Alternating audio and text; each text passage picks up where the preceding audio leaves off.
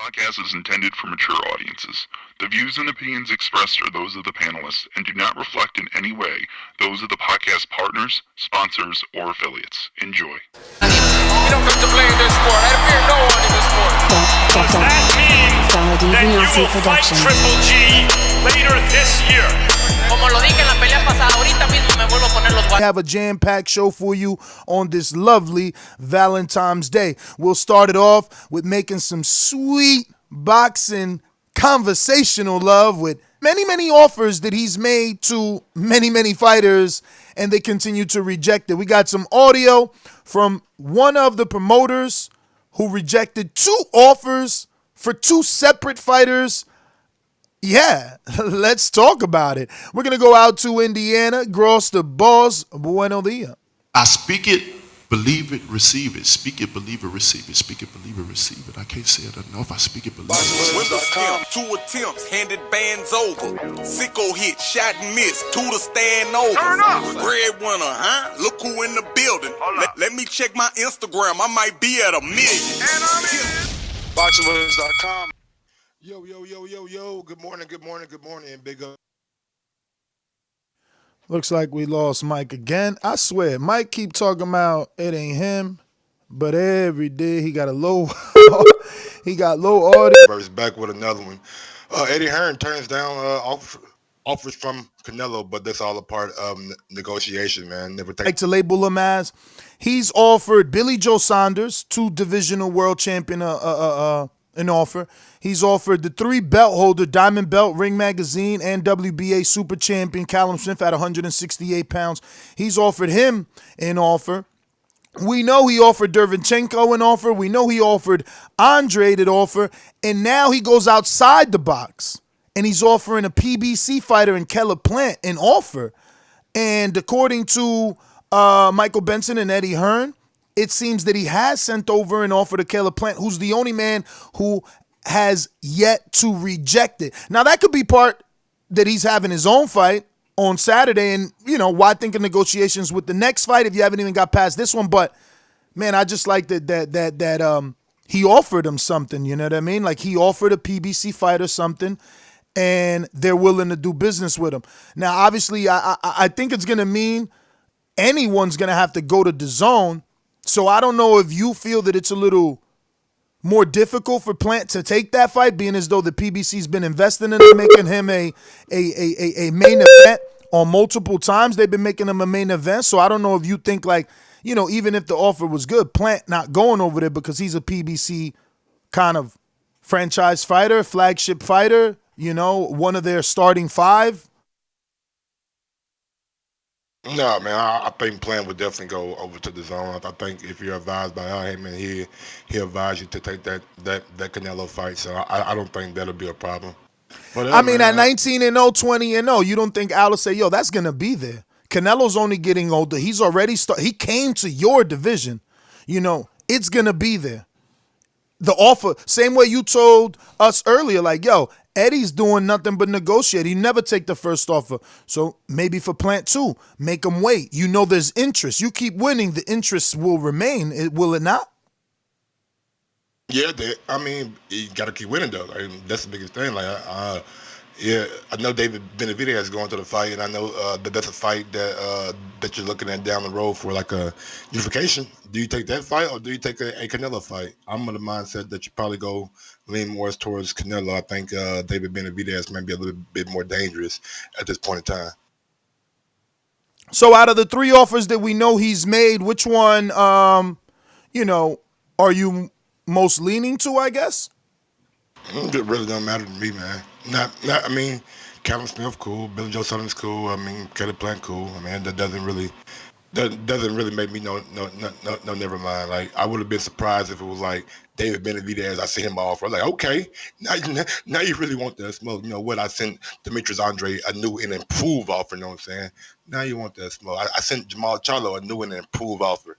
Now you want that smoke. But look, if you want to fight Callum Smith coming off a loss to John Ryder, in my opinion, then fight him. If you want to fight Billy Joe Saunders, it look like shit up until he got a knockout on the Logan Paul and KSI card, fight him. Cool, no problem.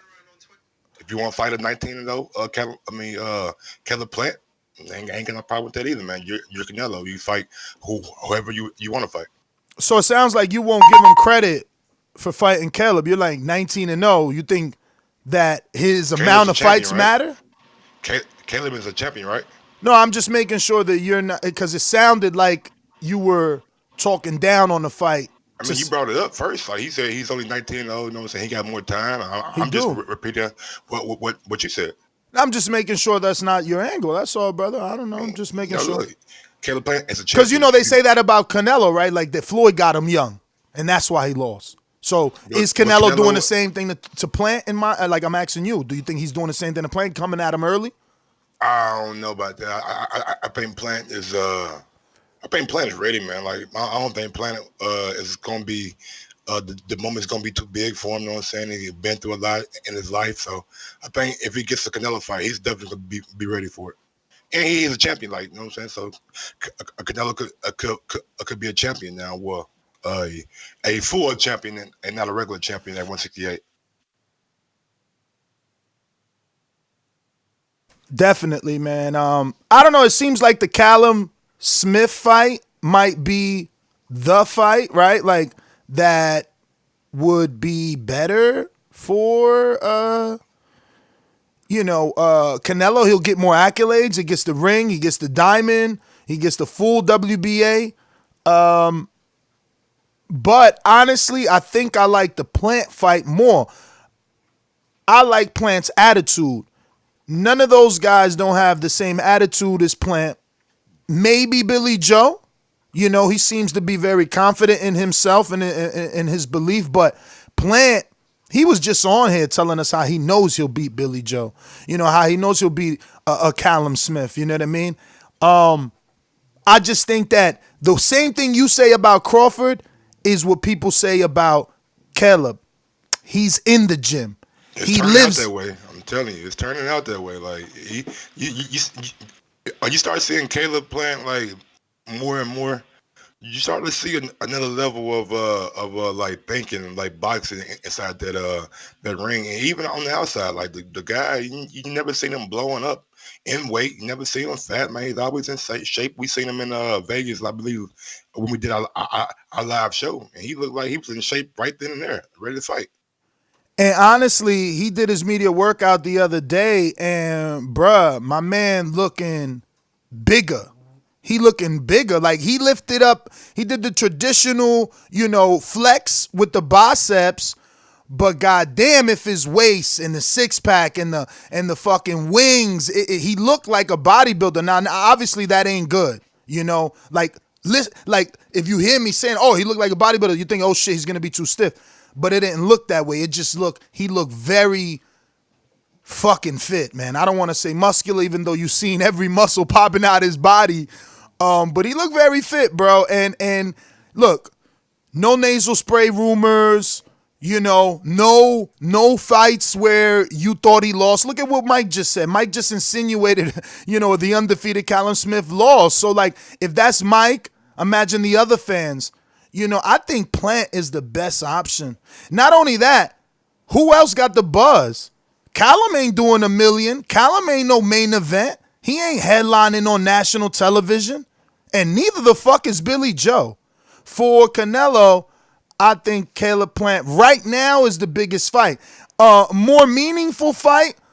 I mean, I think even that's a meaningful fight because he got a belt too. It don't matter. Like, obviously you can go for Callum to get the other two belts, the one Wilder doesn't care about, the Ring Magazine, and, the diamond belt that we just established was just an award trophy. You can't exchange it. You can't fight for it.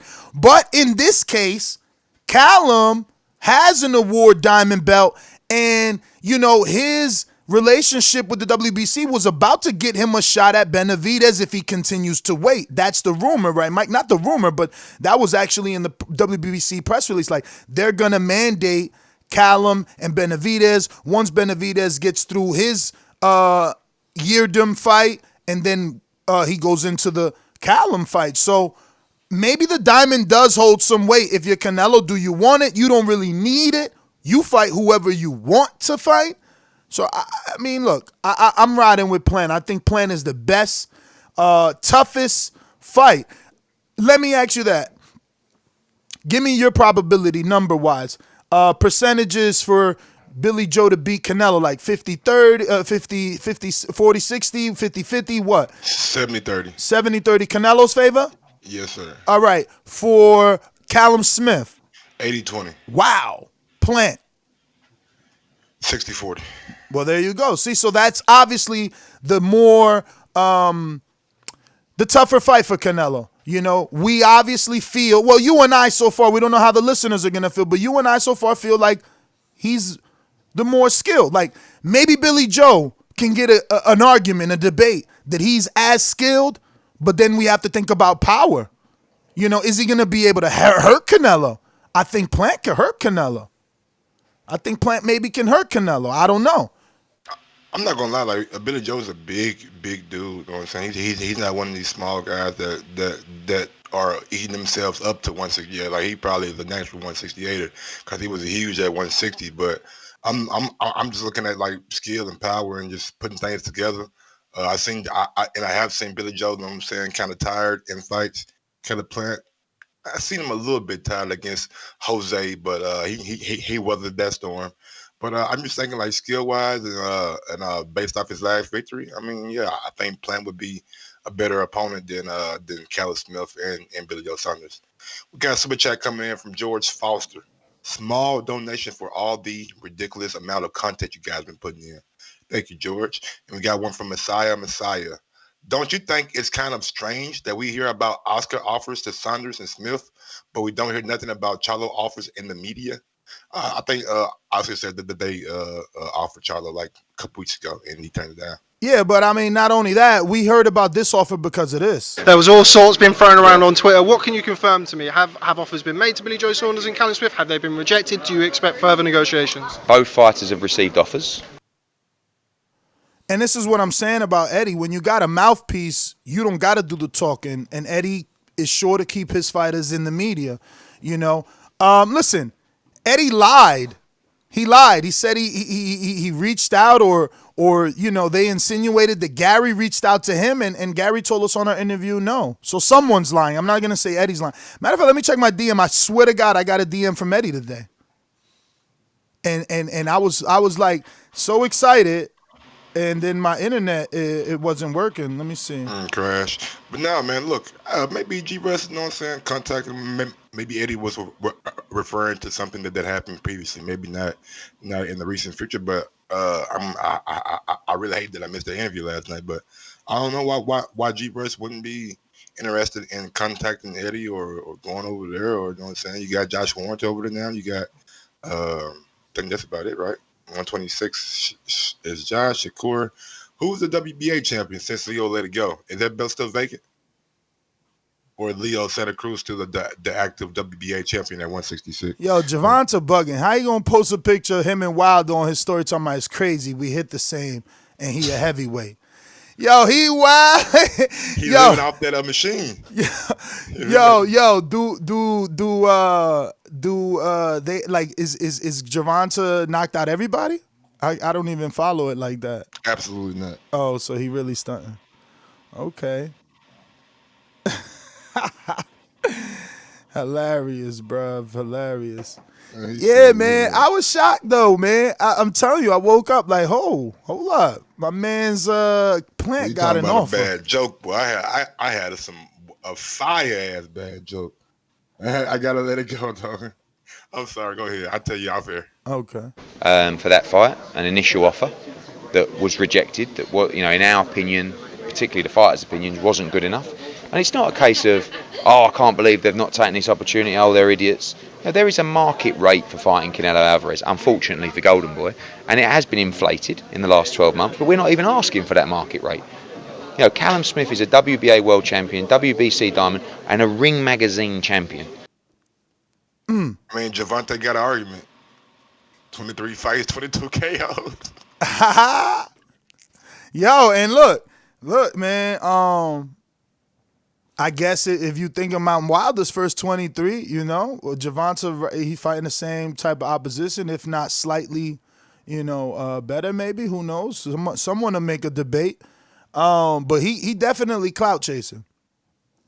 Trying everybody, you got the Charlo talking about meet me at the Wilder fight. Nah, this dude posting Wilder. Yo, Wilder done blew up. You got AJ desperately talking about Wilder in the last 19 hours, talking about fighting him and all. Bruh, you just seen the conference call went around the motherfucking globe and how he stopped that reporter and shut down your questions. You still out here talking about him. Crazy, man. I mean, I'm telling you, sometimes I get mad when I hear media train and no, they need somebody to talk for him and somebody, because I've met publicists. I met really good publicists, and obviously for me the word good is being used in a manner that shows favoritism, right? Because those publicists treated me well, so I consider them good. The ones that still haven't replied to my emails, fuck y'all, right? So, I'm not the dude that like loves publicists, but somebody, he needs a publicist. He's got to stop. He's got to stop. He's talking too much. He's looking crazy. Bro, who gives a fuck? I hear you, but that's what I'm saying. If you Eddie, if you Freddie Cunningham, it's fight week too, my nigga. Y'all, I like this man want to answer questions about another nigga doing. He in the biggest fight of his motherfucking life. See, you're not listening. You just hearing. I'm not talking about Wilder. I'm talking about AJ. Get his fucking shit together. Get out. AJ did a publicist? Absolutely. He stayed talking about Wilder. He stayed, I want to spar Fury. I hope Fury wins. Wilder this. It's just like, yo, bruh, pump the brakes. Pump the brakes. You see my man out here physically telling people we not talking about him. He's irrelevant. His trainer, his manager saying he's irrelevant. We going to have Shelly on. I bet you he won't answer. So if they took a stance, bruh, don't be that distraught girlfriend. Keep calling. Stop calling, bruh. Stop calling. Somebody gonna call you. Stop calling, man. You on red right now. Like, stop. For real. It's crazy. I'm kind of happy AJ's been talking about Wilder like he has. But Mike, why? Why? You see, we fickle, and we don't remember that the fight was the closest it was ever going to be when he was signed to Showtime. The fickle fans let him get away with it like he didn't do the same thing Adonis did. Really, bro. Oh, okay. Explain that to me. Wow. We all seen that shit happening though. Like we all knew when a contract, like, bro, me being a novice, like I wasn't even like into boxing, but I knew like shit. If you're a businessman, you gonna try to get the most money. You gonna go shop at HBO. Okay, but I didn't. And truth be told, I didn't even see the zone play coming in. So that's all fine and dandy, but technically speaking, in literal form, who obstructed the fight? Billy Hearn. All good with me. That's Team AJ. That's Team AJ. My promoter is my team. Yes, sir. All right. But Barry Hearn gave you the motherfucking thing. Like, we not fighting Wilder right now. We ain't fighting Wilder till 2021. He said that in the motherfucking interview. And that's like, fine. He told y'all what was going to happen 3 years ago. Like, and the fight listen to has me. to get bigger. That's perfect. I'm glad you reminded us of that because guess what? It ain't 2021 and you still talking about see my point? See my point? If they got a plan for you to fight him 3 years from now, why you been talking to him for 3 years? You got to build a fight up, man. You got to build a fight. Like you said. So I didn't know. Last year the year before last, we was building the fight up by saying that he's not popular. And now this year we're going to build the fight up by saying that we don't know if he wants undisputed. How are you building the fight up with everything that comes out your mouth is negative? Come on. You're calling him out. Calling them out, period. We got a super chat coming in from Joshua Ellis. Yo, I just got on Patreon. This is Josh from the 704.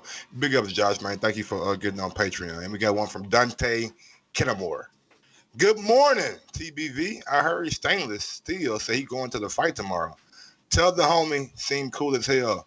Tell homie drop his IG in the chat and we can link up at the fight tomorrow. I appreciate y'all for everything you guys do.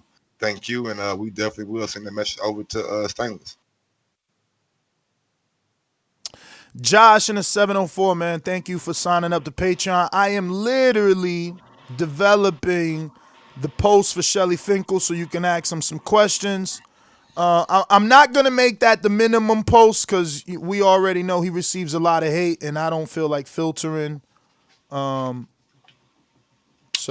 yeah, hopefully, yeah. I mean, Sorry everybody about gets the that. axe. But yeah, man, I definitely think like just the fact that, you know what I'm saying, they seen vulnerability in themselves. And like, don't forget, like AJ wasn't like up until the first Ruiz fight, you know what I'm saying? He said, I gotta get a more impressive knockout than Wilder. But after that, like AJ wasn't really talking about Wilder. He was focused on getting his belts back from Ruiz. But after that, you know what I'm saying, now he back got his focus back, and maybe he feels like that big payday might be slipping away from him, and he wants that. No, look. That is absolutely right. I can't even say that because he just got a fucking site fee of $40 million. No, but it don't matter. He understands that is the biggest fight. Like, that's the biggest check. Even though he's still out here saying Fury. Oh, we can make Fury in 2 minutes. I want Fury in the UK. So, look, man, I'm gonna rather stick with I'd rather stick with, Canelo sending offers to everybody we want him to fight.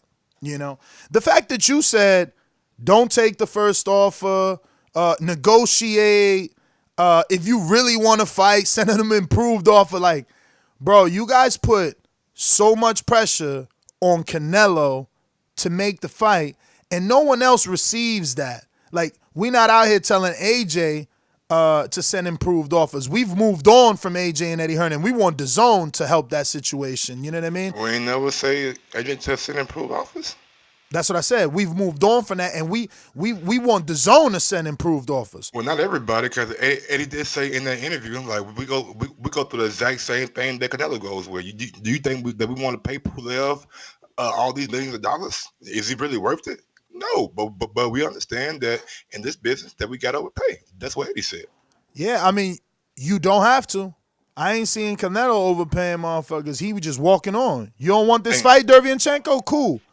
Cool, peace. You think Kovalev deserved $14 to $16 million? Oh, Kovalev brought history. Name another Mexican that moved up to 175 and captured a full world title. That's Canelo's history. Exactly. No, that's Mexican history. Name another Mexican. That's Canelo history. You said what you mean? Kovalev brought history. Kovalev brought a belt. No. Kovalev brought history. You're right. He represents that. You got to pay for that. The same way you telling them, negotiate. You know what I'm saying? That was the plan. That's an investment. That was an investment for his resume. Let me put that back up on the screen because, people like to, oh shit, did I never put? I must be tripping. The post up. I did? I mean, maybe you didn't if you say that, but have we been rocking out with the Caleb Plant overlay all this time? No, we've been rocking out with ourselves on the screen. No, before that, when we started. Yeah. No, we had I don't even. I think it was. I thought it was Canelo. Oh, here you go. Okay. There you go. I'm like, what the fuck am I doing? But I mean, look at this resume. We're definitely at last night's. Yeah. I had it on for a sec. Okay. I don't know. Look, whatever. You make mistakes. But now we got the right one. And look at Canelo's resume, champy. Like, well, he got a chance to get a legitimate belt at 168. No longer a regular. So that's part of history too, right? Absolutely. There you go. Absolutely. The question is, what's bigger? What's a bigger feat? What's bigger on his resume? What's going to be typed first?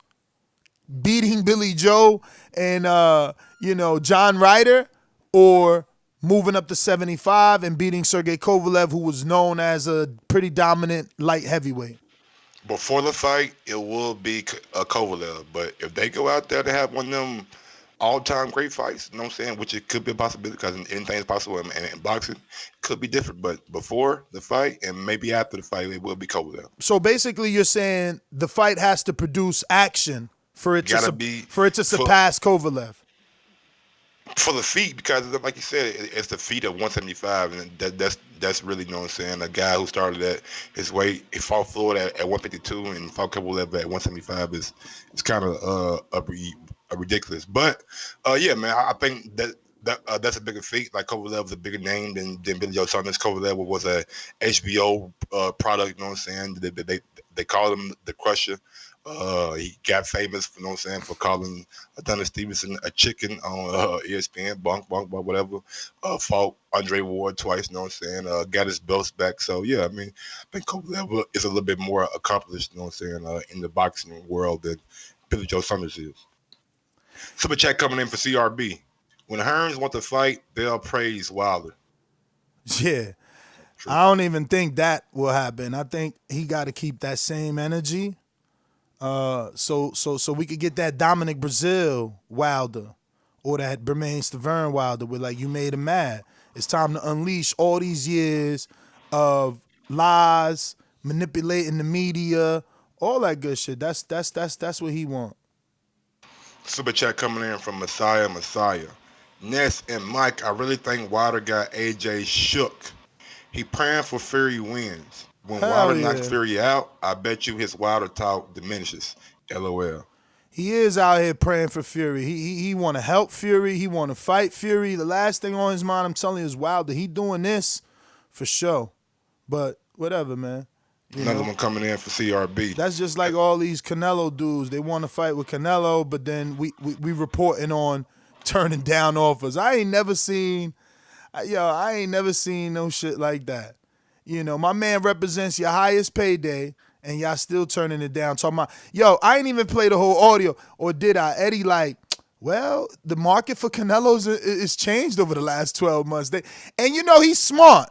He's smart because if you got 2 out of the 3, well, yeah, you could plot a coup. You could easily pull out a coup, right? You could easily be like, well, fuck it. We both gonna hang out. We both gonna hold out. We gonna try and get y'all both good money. And if that don't happen, we could fight each other. We don't need Canelo. You know what I mean? That's basically it. They definitely holding out and trying to get the most money possible. Definitely. CRB says, no. Eddie did say we're not gonna try to like overprice ourselves, but we're not. But the first offer wasn't good enough. That's what he said. CRB says if Wilder/Fury does 1 million buys, 50-50 is out the door. I don't know, man. I think AJ still bringing in a lot of money. You know what I'm saying? So, I mean, it might still be 50-50. You got to remember, like.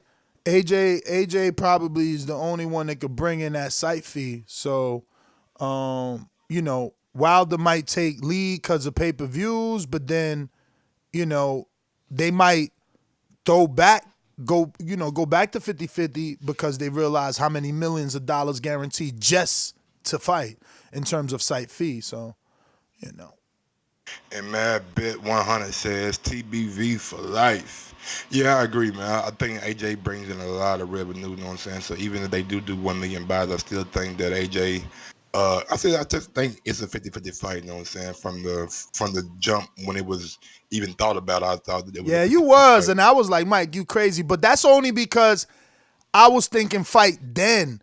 You obviously was thinking keep holding out till they give you 50-50. I'm like, bro, the fight ain't no 50-50 right now. Man, Mike, what's up? We got to get Mike a brand new studio, man. You serious, Mike? Mike? Y'all need to call back in, man? I don't know. You keep going out. It's just you, though. Anyway, let me get to the post here. I'm going to go ahead and post this. Ask Shelly Finkel. Ask Austin Trout a question. We got Austin at 10 in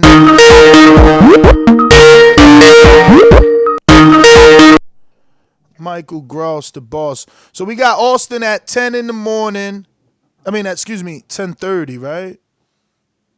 It better be 10:30. Yes, 10:30, and we got Finkel at 10.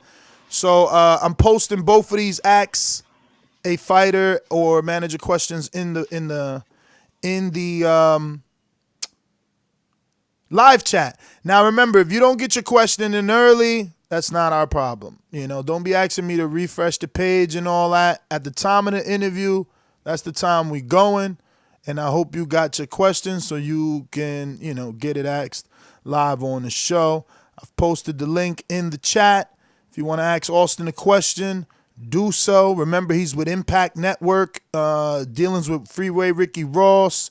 Lot to ask him. Fighting at 147 now. Definitely a lot to ask. If you haven't checked out our interview with Freddie Roach, you can check that out. That was yesterday on the flagship show, and it was jam-packed with interviews. We had promoter Michelle Rosado on, and we also had WBC champion Gary Russell. So Sugar Hill contacted me, wants to reschedule. Obviously, he thought I was talking West Coast. He didn't realize the word Eastern time, but at least he wants to reschedule. So yeah, we will do that, and we're gonna get him back on. Obviously him being a West Coaster, because he's training in Vegas, it's a bit difficult. We might have to just make an entire day for like Team Fury. I got a few of his sparring partners ready to come on. What's this guy's name? George who? Foster? Yeah, also we can slide in Charles Martin to that too. You know what I'm saying? He's on the West Coast too, and he still wants to come on. And we got the other heavyweight, Gerald Washington. Also, but the other heavyweight helping out Fury, David Adele. Adderley. Yeah. Adderley from Frank Warren camp. Yes, sir. Yeah, he's willing, but I'm like, champ, you're going to be in Vegas. That's going to be like 7 a.m. for you. So I'm waiting to see what's his response, see if he's down. He about that exposure, man. I like it, you know what I'm saying? Being willing to, he probably gets up early anyway, because 7 a.m. for him might be, in the UK? 10 o'clock in the UK or 9 o'clock in the UK?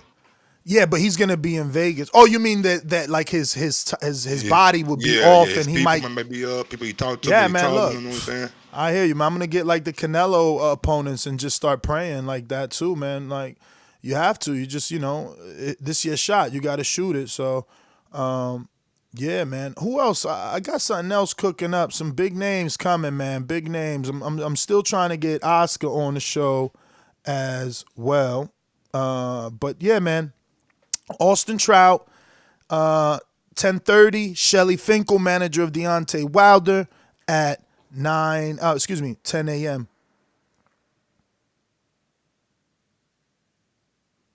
And like you said, Monday we got Timothy Moulton and Deion Nicholson. Tuesday we have Austin Ammo Williams and Burley Brooks. Wednesday we have Abraham Supernova. Thursday we have Damon Allen Jr., Stevie Ortiz, Rolando Nano Vargas, and Vito Metalinki, my guy. And Friday we ain't got nothing so far, but I'm pretty sure we'll be adding more stuff to the schedule for next week. You want to get to these calls while we wait on Shelly? Yeah, man, let's do it. We're gonna open up the phone lines. You know the number to call in, 1-425-569-5241. Press 1 to voice your opinion right here on the Voice of the People hotline. Don't forget you could add Nestor Gibbs on Skype. If Blog Talk is down, call in on Skype. And also, if Blog Talk is down, we're going to be using it to connect our live guests. So during the time of the interview, you probably want to connect with us on YouTube or another live platform while we conduct the interview if Blog Talk is down. These calls are brought to you by El Camino Electrical Services, experts in electric vehicle charging stations. For consultations and turnkey installation, visit us at elcaminoelectricalservices.com. Remember to rate us 5 stars on iTunes. It is hard to continue developing new content and covering the sport as thorough as we do without contributions from loyal listeners like you. If you enjoyed listening to the Boxing Voice Radio and find it informative and entertaining, please consider making a donation. Going out to Jeff Horn, answer your phone. Steve in Chicago, talk to me. What up, Steve?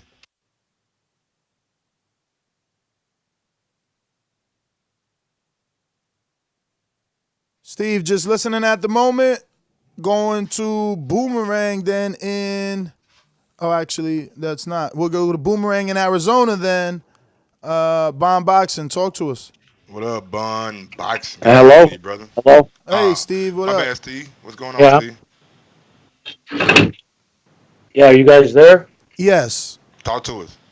Yeah, hey, last night, I don't know what happened, but someone cut me off halfway through what I was talking. So I just wanted to say, I don't know who's doing it. I don't know if it's a technical issue or someone's doing it, but if someone's doing it, that's a bitch-ass move to be muting me when I want to talk what I want to say.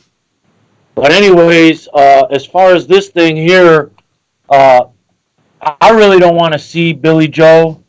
I'd rather see Canelo try. Like I said, I hope they squash their beef with PBC, and I think he should fight someone on the PBC side. But as far as what I tried to say last night, as far as this water bottle with Charlo, these Canelo haters, if we're going to give Charlo a pass, a lot of us thought it was suspicious that he was fighting in Ontario, California, and his promotion company put on the show. So how do we know he didn't pay them dudes off? And I'm not saying I believe that, but these guys that don't want to believe Canelo and shit on Canelo, when he gave you guys proof, and these guys, the same haters, they actually think that Canelo paid off WADA, which I think you should do a show and explain to your Hey, man, quit fucking muting him, bruh. I don't know who doing that shit, but stop that shit, man. Canelo could pay off WADA. He's not muted. It must be the service. Okay. We hear you though, Steve. Go for it. Yeah, so what I'm saying is, if we don't want to believe Canelo, then I'm not believing Charlo, and I'm gonna just leave it at that. So yeah, man, we'll see who he fights. But great interviews, man. I'm gonna keep supporting at least for the interviews if I can't get my say in. But peace out. Nah, man, you definitely get your say. Come on, Steve. Absolutely, Steve. But look, Steve, look, man. Truth be told, one guy failed a drug test, one guy did not. I mean, you can say what you want to, but we got proof. Go ahead to the next caller, Ness.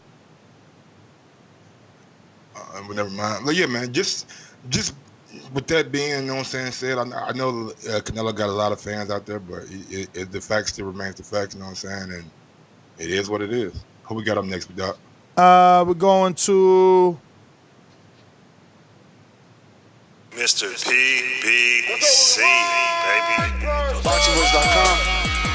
I'm the finest. Canelo talking about he believe he can win. Go to my kitchen. Get the sharpest knife and cut the bullshit up. I don't care what you do good. I do every fucking thing great. Mr. PBC, baby. Yo, good morning, TBV. Good morning, Mike and Ness. I would like to see Canelo fight the PBC fight like last call. But what's going on with this water bottle thing? Because I really didn't look at another YouTube for Canelo. They're trying to say he had a water. Really, man. Harrison thought Charlo used the water bottle that he wasn't supposed to use. It was a Gatorade bottle, but the California State Athletic. the commission allows for sealed Gatorade bottles, so. Was Canelo caught with a sealed one? I don't even know. I don't even know where this Canelo shit is coming from. I don't know what people talking about. Of course you wouldn't. I'm gonna check it out though. I don't be on message boards or wherever you're finding your info. I read actual websites. So if it's not on a website, I wouldn't know about it. I mean, I know about the Harrison one because remember Harrison contacted us, so you know, and he posted it on his social media. Did Canelo post something about a bottle? No. Usually people can look it up in the fights. That's how he looked it up. He said he watched the full fight and then he screenshotted it. Okay, but I'm talking about so Harrison said something about Canelo. I don't know. I never looked at the commission. So Harrison said something about Canelo. Huh? So Harrison said something about Canelo in the water bottle. No. I'm not saying that. I just heard someone say the water bottle, Canelo. I need to look it up, but who did you hear? Who did you hear? Who did you hear? Who are you hanging with? Where did you hear that? No, I'm just saying the last caller said something about a Gatorade bottle, so I'm thinking that he got caught with it or something. So the caller. I just called in. So wait. I don't know. Yeah, bro. So then stop just saying shit. So you saying that Steve says that Canelo got caught with a water bottle too? No, I heard a little bit of something saying something about a Gatorade bottle. That's all. So basically, you didn't hear or understand what was being said, I know. but you That's why I repeated it asked you. anyway.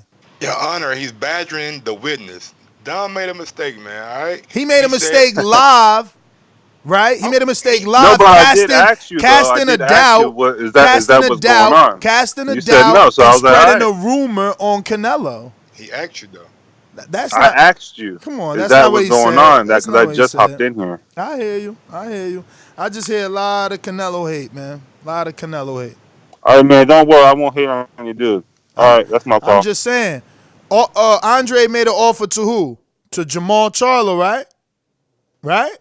He made an offer to Jamal Charlo. They could easily make an offer to Canelo. You know how? By saying, look, we willing to accept 3, 4, 5. They ain't got to offer Canelo shit. They could tell them what they willing to accept. So, I don't know. You know, people like to point the finger a lot. Brandon, Cincinnati. What up, Mike? What up, Ness? Good morning to you, gentlemen. I like the Caleb Plant fight out of all three of those options, man. Caleb Plant to me is probably the better fighter of the three. He's an American-born white guy, so he's marketable. You know, he walks it like he talks it. He backs it up. So the fight could be lucrative here in America. I think he's the most popular of the three in America, so I would rather see that fight out of them three. And I would slightly favor Caleb Plant to win that fight, man. We've seen Canelo against, pure boxers. He's had trouble with them, and now he's going up against a pure boxer that's bigger than any other pure boxers he's faced. So, I think he can give Canelo a lot of problems. So I'm hoping they can make that fight. I hope Plant don't price itself out. My energy's always the same. I'm not never with the ASAP having to pay these cats retirement money to get him in the ring. You know what I'm saying? If you want 15, 20 million to fight Canelo, if I'm Canelo, I'm telling you, fuck you. Go get the 15 to 20 million on your own ASAP cards. So that's my call. If I had to pick a fight, I'd pick the Caleb Plant fight out of them three. Y'all gentlemen have a good morning, man. Happy Valentine's Day to all the ladies too. Yeah, happy Valentine's Day to all the ladies out there. CRB come with a super chat. He says, AJ versus Pula, when do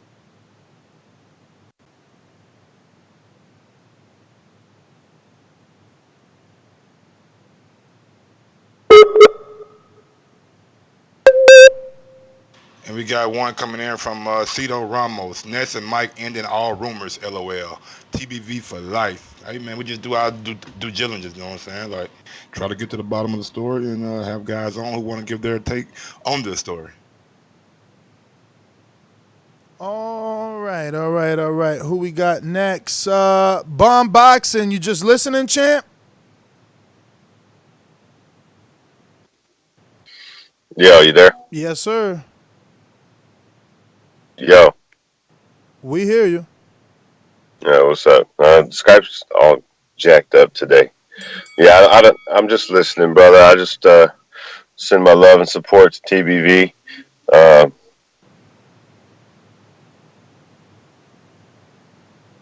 Damn, man. If it's I wonder if it's the my end, because that's gonna ruin my interviews, bro. Oh no, he muted himself. All right, shit got me nervous. You guys keep cutting out. I'm doing a test over here to see what's the speed. I'm looking like I got a good connection. I don't get it.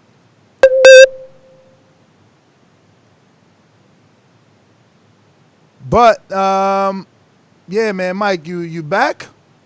Yeah, man, it keep on dropping. I don't know what the fuck going on. I know it's going in and out, man. That's gonna suck. We got Finkel on. We got Finkel on in about 12 minutes, and that dude's very punctual, bro. Very punctual. Who we got up next, man? Don't forget, if you're listening right now on YouTube, take a second out and smash that thumbs up button. Got 430 watching, so I need 430 thumbs up. I appreciate everybody out there who's watching every morning with us and rocking out. Thank you, guys. Yes, sir, man. Listen, we're going to continue to bring you guys the best possible interviews we can, and continue to have the consistency that we do, man. We're going out to DH in the Bay. What's going on, DH?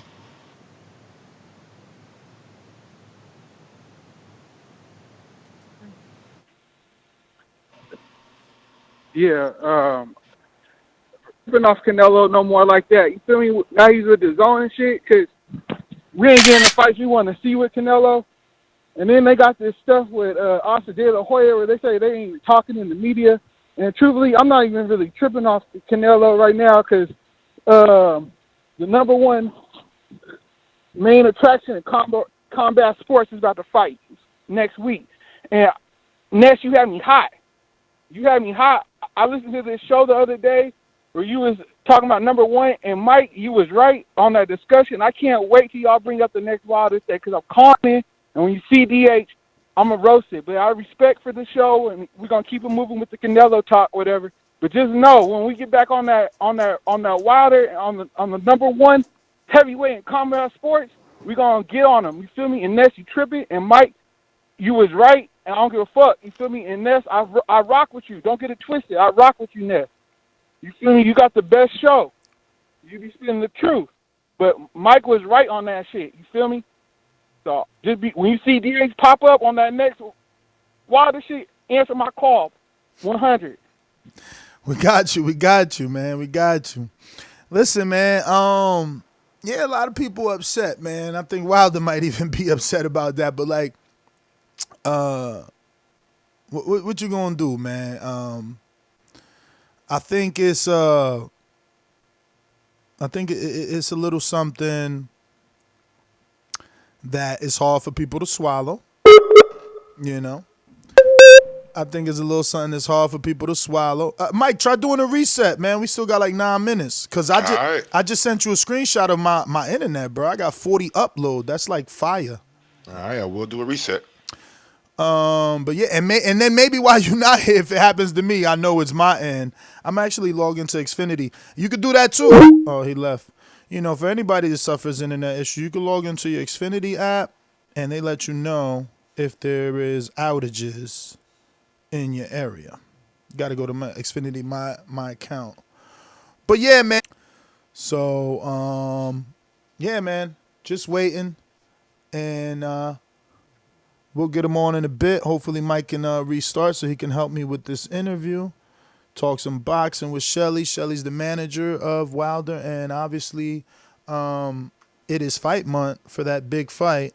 So, you know, we want to definitely pick his brain, see where he's at, what's he thinking with this big fight. You know, there's some rumors too. Eddie putting out some rumors. So we definitely want to check in on that. Yeah, man. Let's see here. Looks like we got CYP. CYP, talk to me. Good morning. Good morning. Good morning. Good morning. Yo, I'm always surprised why people think that Canelo isn't getting overpaid, so nobody else should get overpaid. Canelo is not going to generate $32 million for a purse for himself. Fighting no goddamn Kovalev, fighting no Jacobs. It just wouldn't happen. Like, it just, that kind of money don't happen. He's getting overpaid, and I'm fine with that. But you got to overpay your opponents too, because they're not going to accept you getting 32 while they getting 2 or 3. Like, no. Those percentages don't work out. You have to overpay those people. You have to. That's just life. If Canelo want to make 32, he got to be looking at least close to 10 for everybody he's fighting. That just makes it fair. I don't really give a shit. Now, Steve, I love you, Steve. I love you. But if you think that Charlo paid off somebody in a commission and did all this stuff, but he can't even make his own damn fights, you're crazy. Yeah, we have grass Monday. Yeah. So I don't want to get too deep in that, Steve. I love you. We usually agree. I fuck with you, but that was just crazy. And some of y'all need to stop this. Lions only hate, my guy. The California Commission came in, shut it down. Let it go. Let it go and enjoy the fight month. It's Black History Month. Show some goddamn respect. CYP out. CYP, man. Thanks for calling in. Hey, yo, before you go, can you repeat that Charlo part? Man, I'm sorry. I was checking and screenshotting my outage area. I know the service ain't me, man. I don't know. It could just be internet. I don't get it. But Mike hasn't connected, and we haven't heard that little weird noise. But, yeah, repeat that for me. The California Commission said that they okayed the water bottle because the trainer asked specifically for it. Like he asked them, showed them the bottle. They said, "Cool, transfer the water, no issue." If that's not good enough for y'all, because everybody was saying, "Hey, the letter. If Water Vada comes out and says the letter is fraudulent." First off, the letter was fraudulent on somebody else's part because the original letter said 2019, collected 2019. Somebody doctored it up to say 2020 to try to make him look bad, which is totally ridiculous, but it's over. We saw the real one. It's a wrap. California Commission said the water bottle was legal. It's a wrap. Leave it alone. Jesus Christ. Don't hate Charlo so much that it makes you look like a fool. Please, back up off of this one. Get ready for the next episode of hate because you're going to have it once Wilder kills Tyson Fury. Save your energy for that because you're going to need it because I'm locked and loaded. I'm reloaded! CYP out. Bet. All right. So let's see what else we got. All right, so I'm solo dolo, and I'm 5 minutes to Shelly, and we haven't heard the noise. So I guess Mike is just gonna decide not to come back, or he's waiting a little longer. Maybe he's listening on his phone to see if he does hear the noise, but we don't hear that little boop boop like when Skype disconnects. So yeah, man, look, these are the growing pains of not being, sponsored, endorsed. One day we'll be all in studio, and audio quality will be magnificent. Kind of like when we're in Vegas and doing the live shows. Those are always so much better. Having your co-hosts, your fellow co-hosts around, having a couple of extra hands to help out with, whatever it is that we may be needing at the time, definitely is a good thing. Don't forget, we have the post out right now for Shelly Finkel and for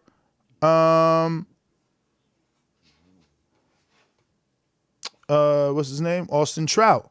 So if you want to ask Shelly Finkel or Austin Trout a question, you know what to do. Head on over to patreon.com/The Boxing Voice and support your favorite YouTube podcast boxing show by signing up to Patreon for as little as $3. You can cop us a cup of coffee, and it will ensure that we continue to be here on a 7. Let me get on out to Stunner in New Jersey. How is this like offer that was made legit? Like, was there an offer really made? It's pretty legit. You know what I'm saying? Like Eddie came out and confirmed it, so I could say it was made. And Eddie gave a quote to Dan Raphael to say why they didn't take it. Okay. Well, all right. Here after this, because he fights this weekend, I believe. So if he wins and everything, the options that Plant's gonna have as far as big fights, you have Canelo, which I would say that should be the prime fight he should pursue if that's available. And then you would have the second option. You got David Benavidez. And outside of that, I mean, is there anybody else I'm missing who would be considered a big fight for him or no? At 168, man, those pretty much all the names. Those are the four champions: Plant, Benavidez, Saunders, and Smith. Then I guess it comes down to this. I think Plant would have more money to make than Benavidez split.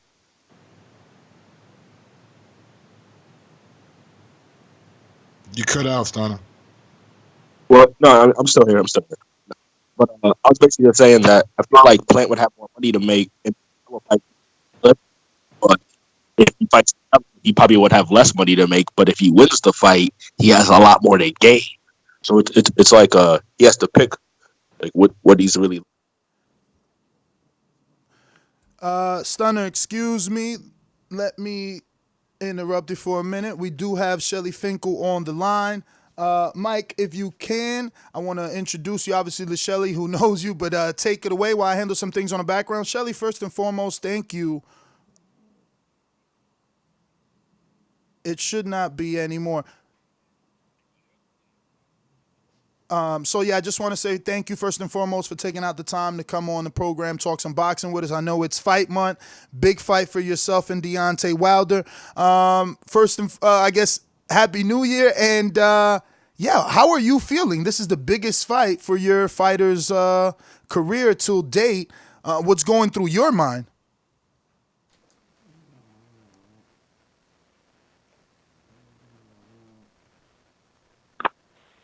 He didn't have that much time off after the Ortiz fight, so he was in pretty good shape when he went back into training.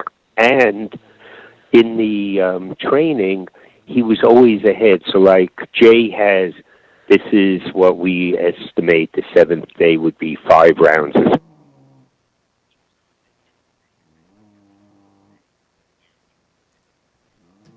Awesome. How's it going, Mr. Finkel? My name is Michael Gross. Good morning to you.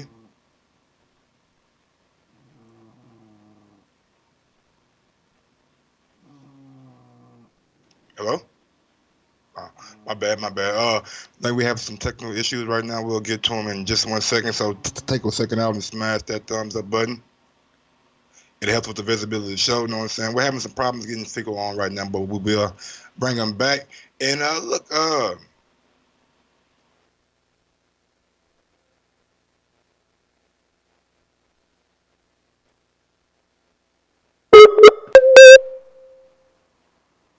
I understand you guys got the Fury fight and all that, you know what I'm saying? So I want to ask him, like, why there is no movement or not even a conversation with Eddie, you know what I'm saying? I know you guys are focused on what you need to focus on, but I think as boxing fans, we all want to see that big fight.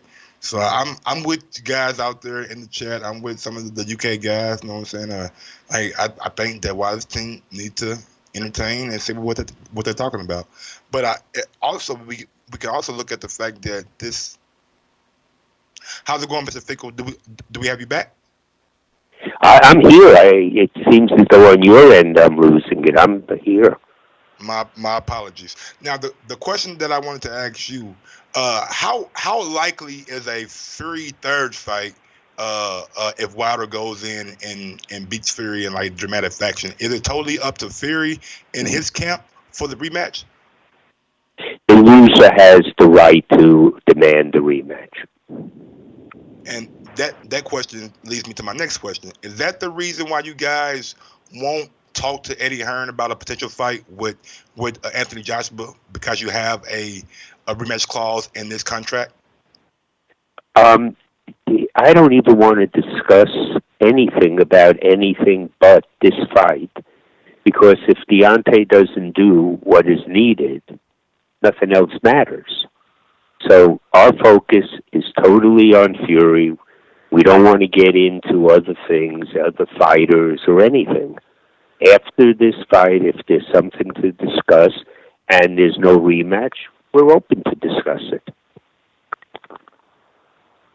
Now, was that a collective decision, Shelly? Because it seems like we've interviewed pretty much everyone from the second coach to the third coach, right? Mark Breland says he'd rather not talk about it. JD's rather not talk about it. Demarius Hill. Wilder definitely had a reaction on the conference call about bringing up Anthony Joshua. Seems like you guys are trying to freeze him out collectively, or has everyone just followed suit since they seen Wilder's energy?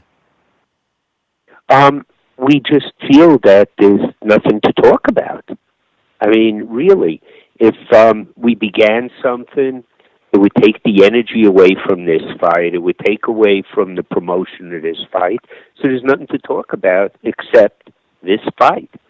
After this fight, the loser within 30 days will tell if they want the rematch. If that is, then whatever else gets pushed back. If not, then we'll talk to whatever is necessary. Now, there's been a lot of talk of 1 and 2 heavyweight, the best heavyweight in the world being decided on this fight. But you obviously have a fraction of fans that believe that the man with all the belts still should hold that number 1 spot. Where do you fall? Do you honestly believe Wilder and Fury are either 1 and 2 and will create the number 1 from this fight? I think that's obvious. I think that the performance of the last 2 fights of Joshua do not dictate that he should be number 1. He got knocked out, and he came back, and in a don't say that, a lackluster performance. He moved, he hit, he moved, he hit. He didn't try to, take him out or be the Joshua he was. So I don't see how he could be number 1 no matter what. So, Mr. Finkel, you wasn't impressed by the bounce back ability, like the ability to overcome adversity after being knocked out in his first fight? You wasn't impressed by that? No, I didn't. I would have expected, looking at the shape that this man came in at, that somewhere in the middle rounds he would really take charge. Instead, it was winning points to win a points decision. I give him credit; he won the fight, but no. But I don't want to talk about Joshua. We're getting off again. I don't want to talk about anything but the Fury fight. Last question on him. Did that particular performance give you some sort of a tell on his personality? I don't want to get into any on that. That's what I'm saying. I'm sorry I even answered any questions. We have a fight. That's all I want to think about. It's 8 days away, and there's a lot to be done. And in order to get for the public this great fight, that's all I want to talk about. Let me ask you about this fight then. Do you believe Fury when he says that he is coming in to knock out Deontay Wilder? And also, what do you make of him teaming up with Sugar Hill? Well, look, I don't know what he's going to do. We're prepared to fight whatever Fury comes in. I thought Ben was a good trainer. Obviously, Fury thinks he needs something else, so that was his decision, and I accept that. As far as him coming to knock him out in the second round, I joke about it. He said, I dreamed it, and I said, yeah, that's as close as you're going to get, dreaming it. But he ran and moved in the first fight, and he got dropped twice.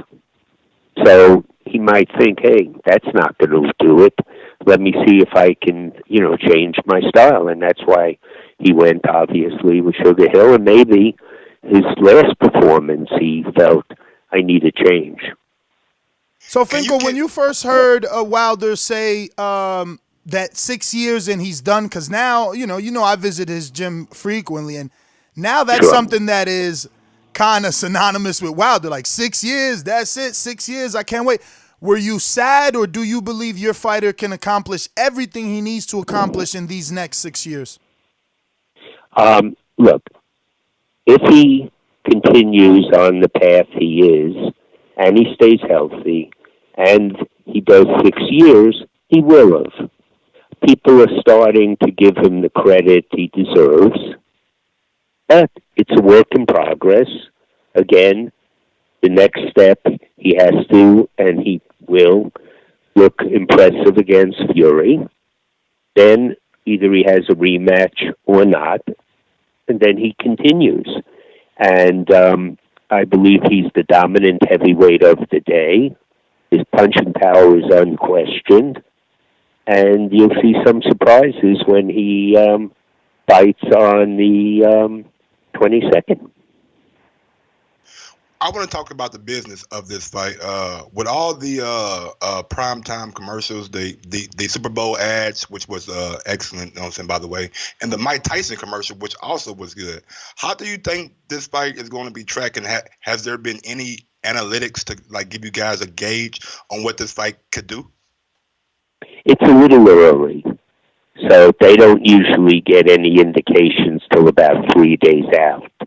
But all of the buzz, the talk, it's going to be a big fight. It's going to be a very big fight. And what very big means, we'll know right after. I would be surprised if it did under, $1.25 million, $1.5 million at the bottom. So, Shelly, being as though that this is your first Fox ESPN co-broadcast, and you've been part of other big fights, you've been the manager to Vladimir Klitschko for years, so you know big fights. A, does this feel like one? And B, are you liking the promotion from two separate entities coming together? Does it feel like they're doing the best job possible? There's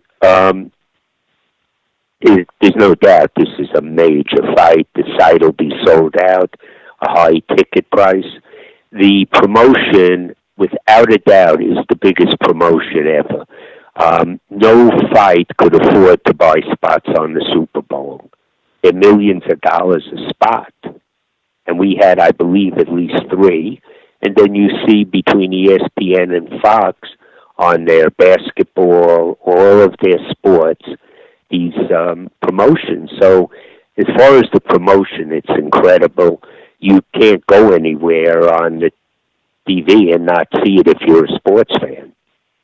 And the question is how big it'll translate in the buys.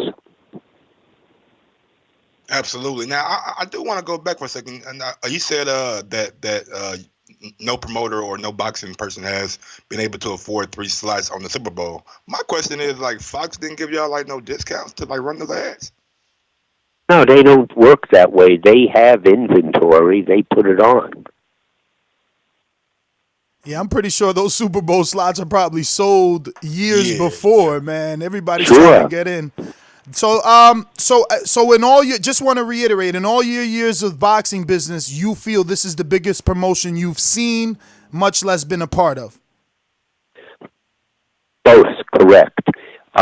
Look, I put together the Tyson-Lewis fight. So I've been there on the big ones.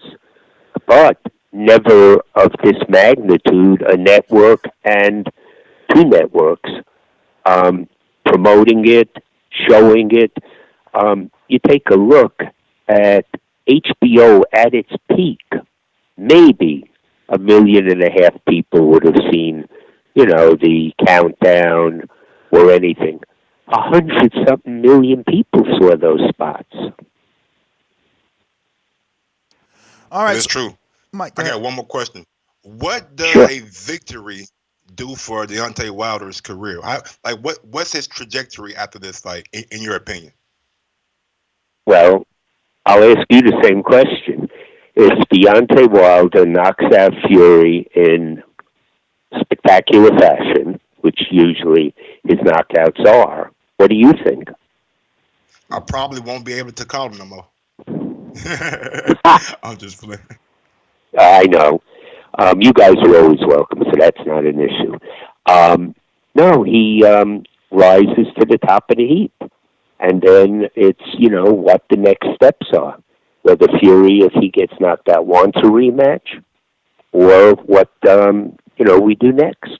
And it's hard, to project too far because we've been down that road and nothing happened.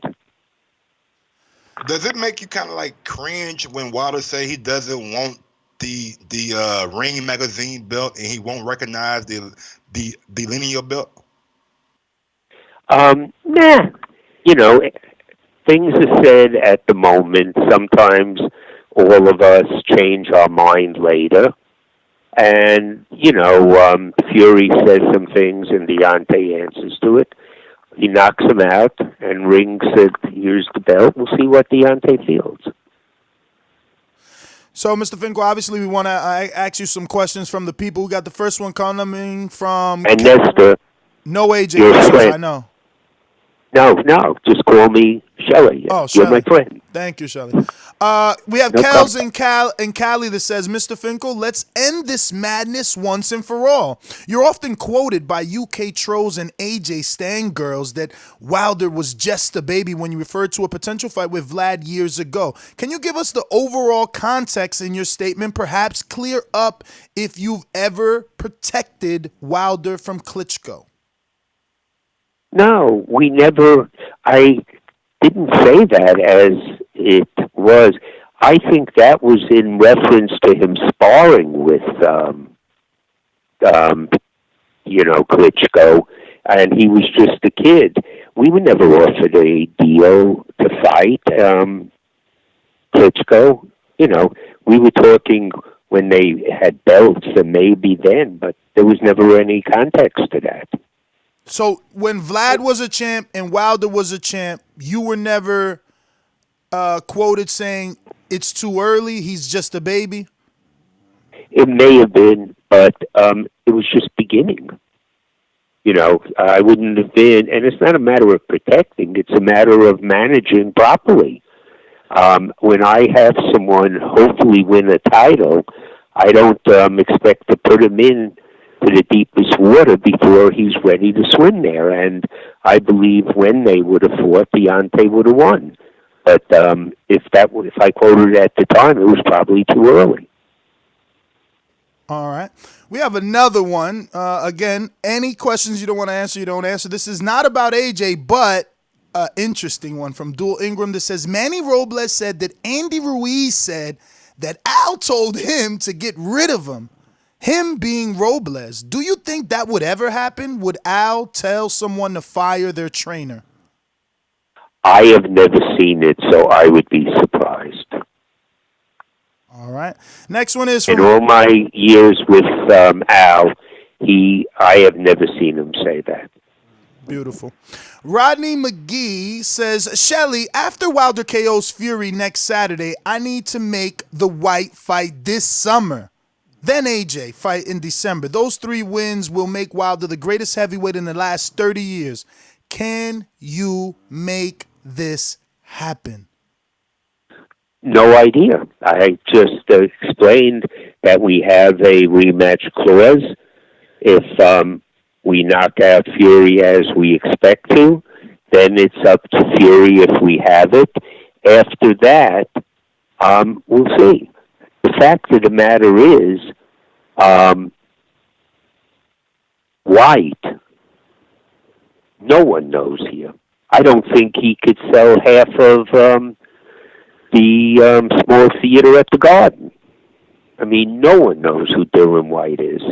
So if we were to fight him in order to defend the title and make any money, we would have to go to the UK, and I don't know if we want to go for the challengers, home base and everything. We'll deal with it when it comes. Do you ever get tired of hearing stories from Dylan White? Because it seems like week after week is something else. Has there been has Wilder told you look, Shelly, I'm tired of this guy talking. I want him. I want to fight him.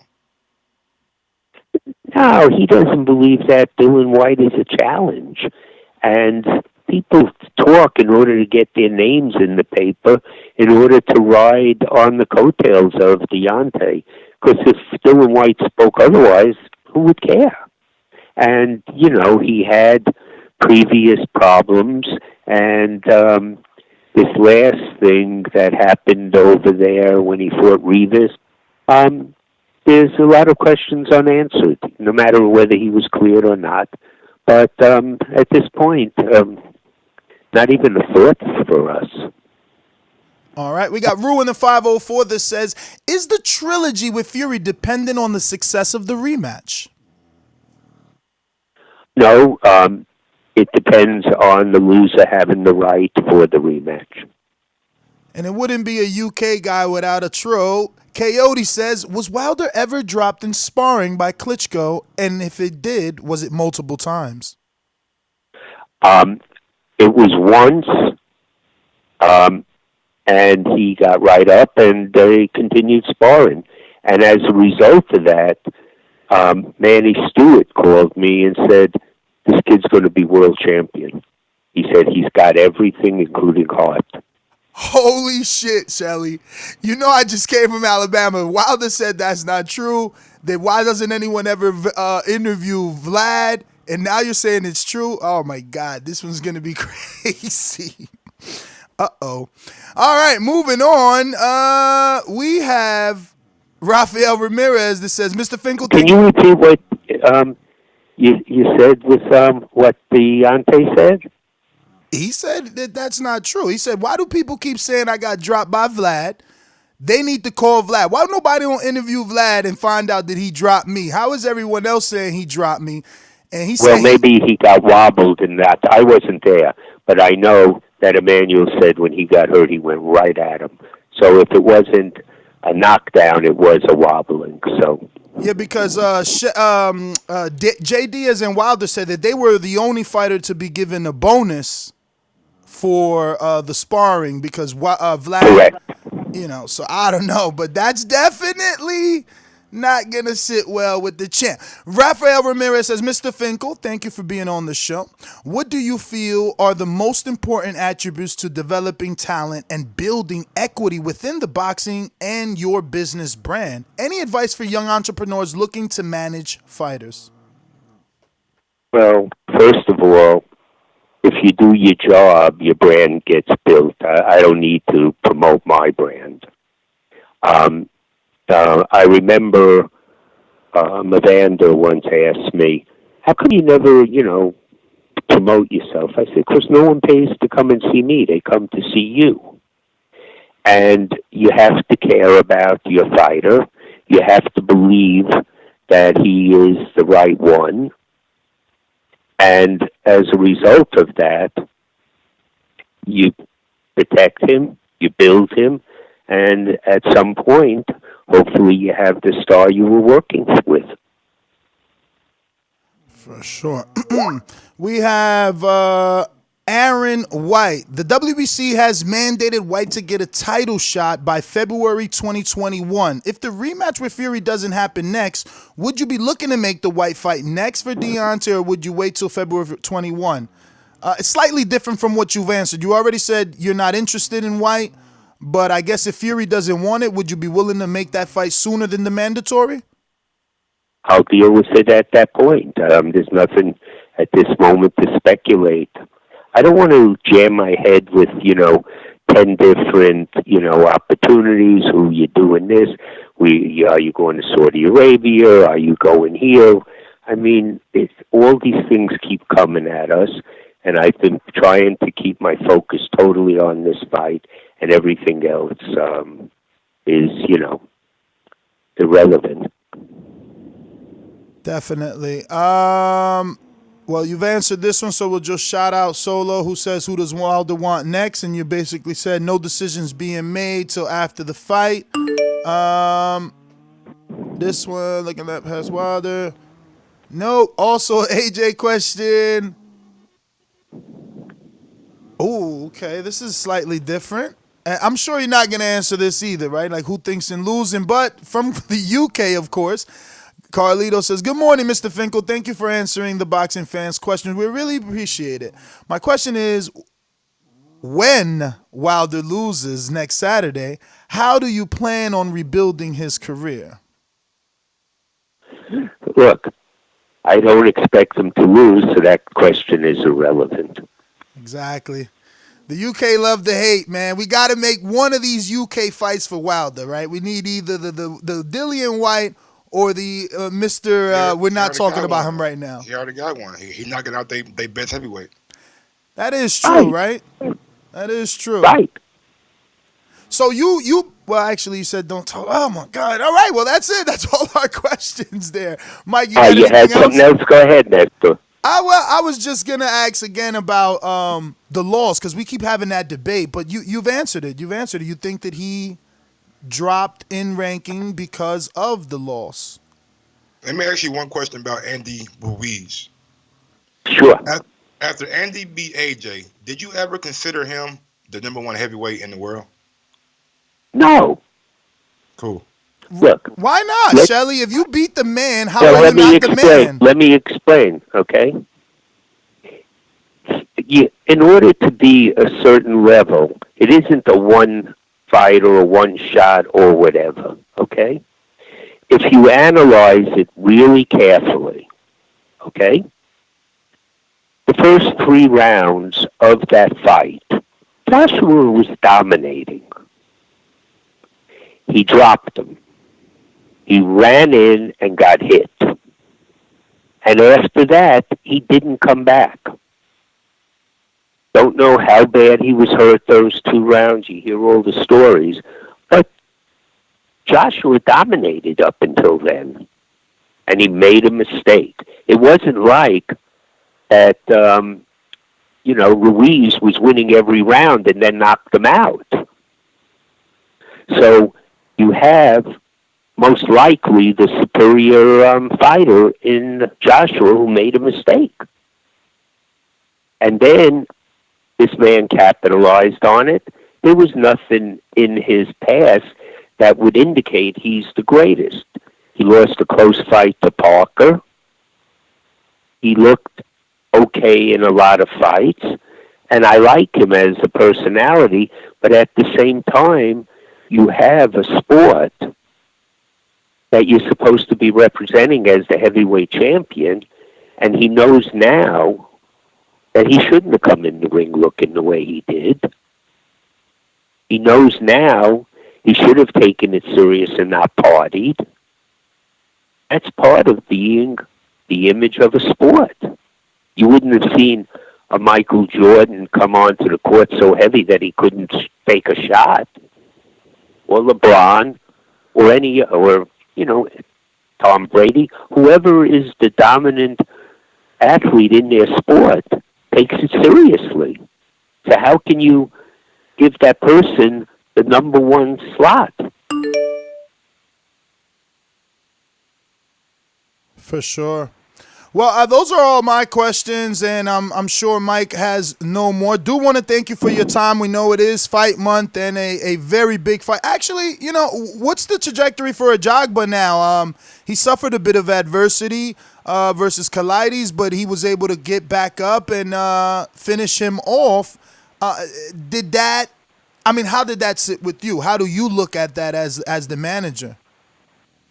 I was a bit surprised.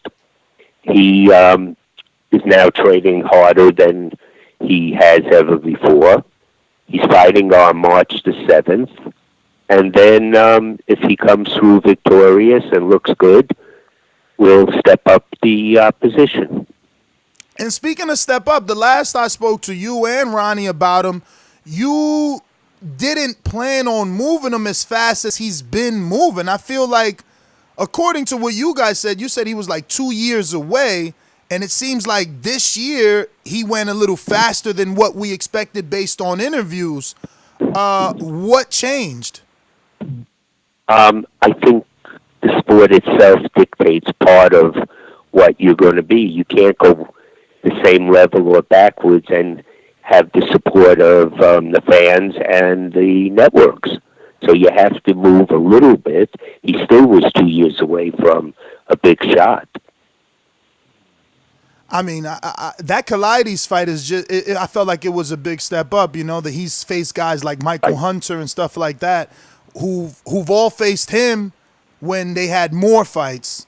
But, you know, I mean, obviously you guys made the right choice. He still got the win. Right. I want to and he got caught with... I'm sorry, go ahead. He got caught with a, beautiful right hand walking in with his hand down.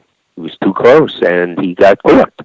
And luckily, he brushed it off, got up, and finished what he had to do. I want to see if I can get a prediction out of you, not about the Wilder Fury fight, but about a fight that's coming up. I know you said you focus on this fight, but it's Joe Joyce and Daniel Dubois. I think it's a very intriguing and interesting fight. Have you seen those guys in action? And if so, how do you see that fight playing out? I've seen them in action. I know them both. And unless something that I am, surprised with, I believe Dubois wins.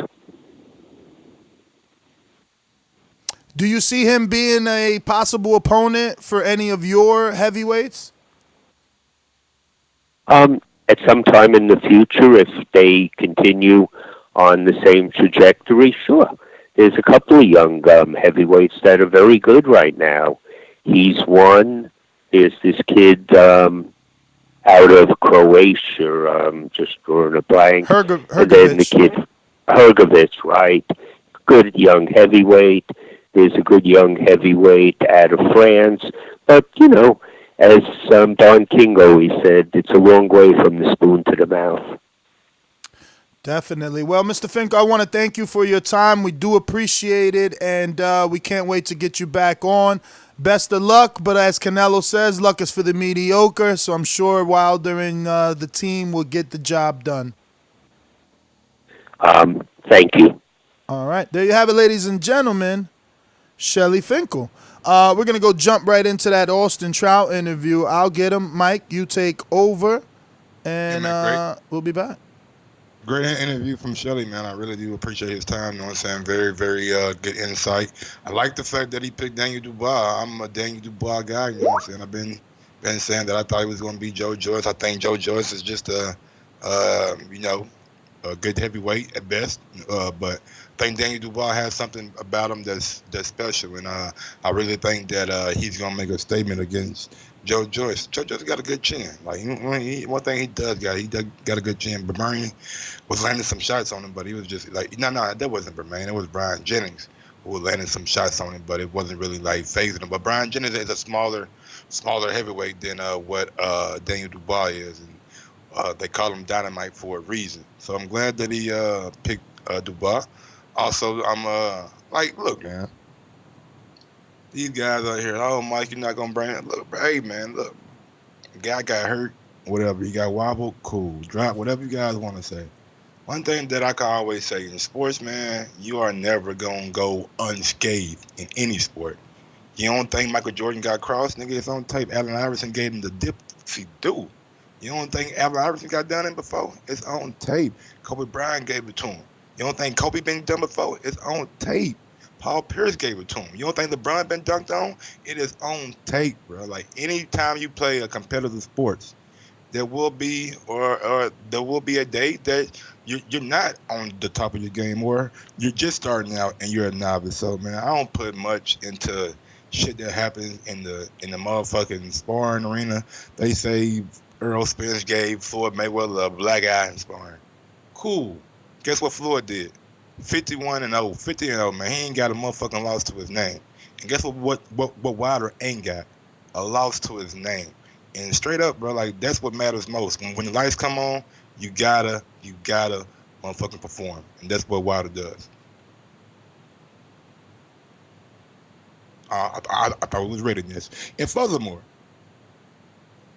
I think people like to find things and just run with them because that's the best that they can do. Like, they ain't really, like, you got to go to some sparring footage, old sparring, and dig up shit that happened 8 years ago.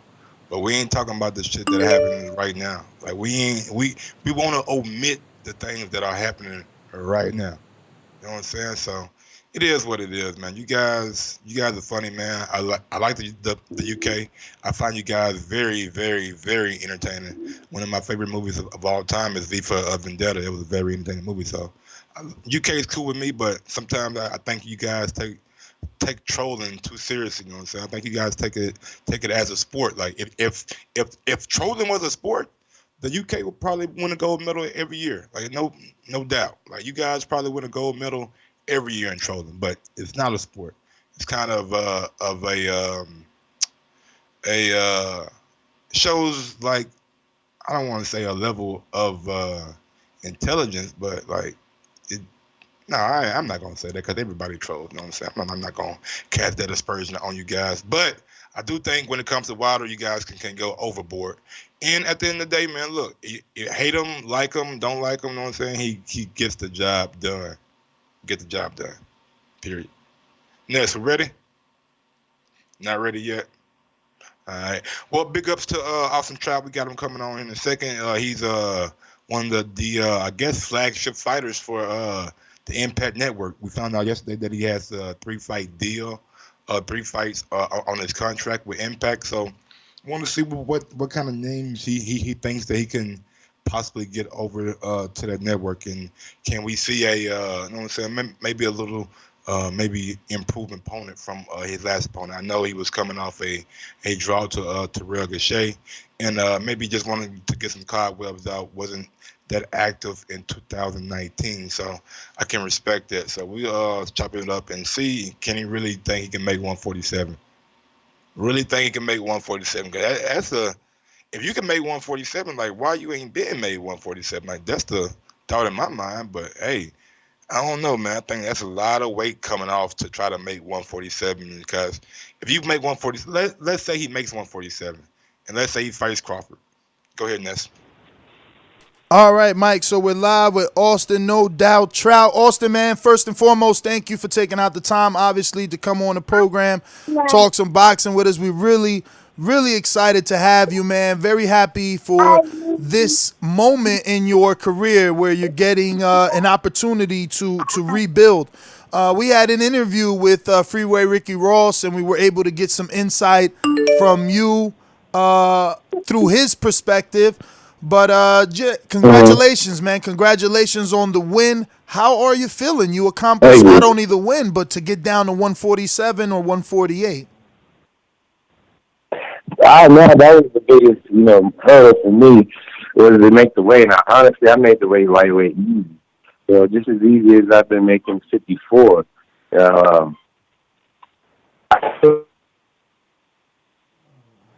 Got that Las Cruces connection, huh? Uh-oh. He gonna jump in. Jump back in, Austin. Let's go.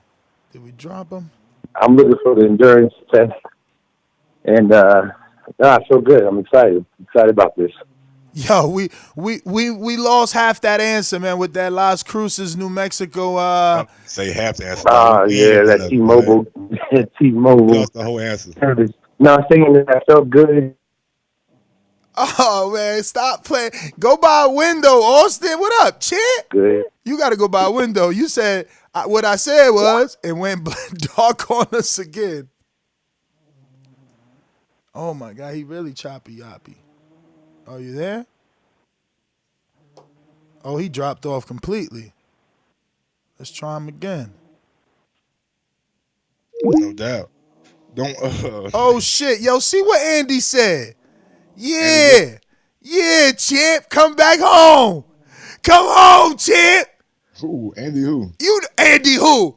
Come home. I ain't read it, but it looked like he want to come home. You see it? You see it? You see it? Oh, man. He want to come home. Oh, come on. Man, look, you know what? I'm gonna leave my comments for after the show. He want to come home. What's up, champ? That's right, bro. TBV, I'm telling you, this year is our year. Trout, you there, champ?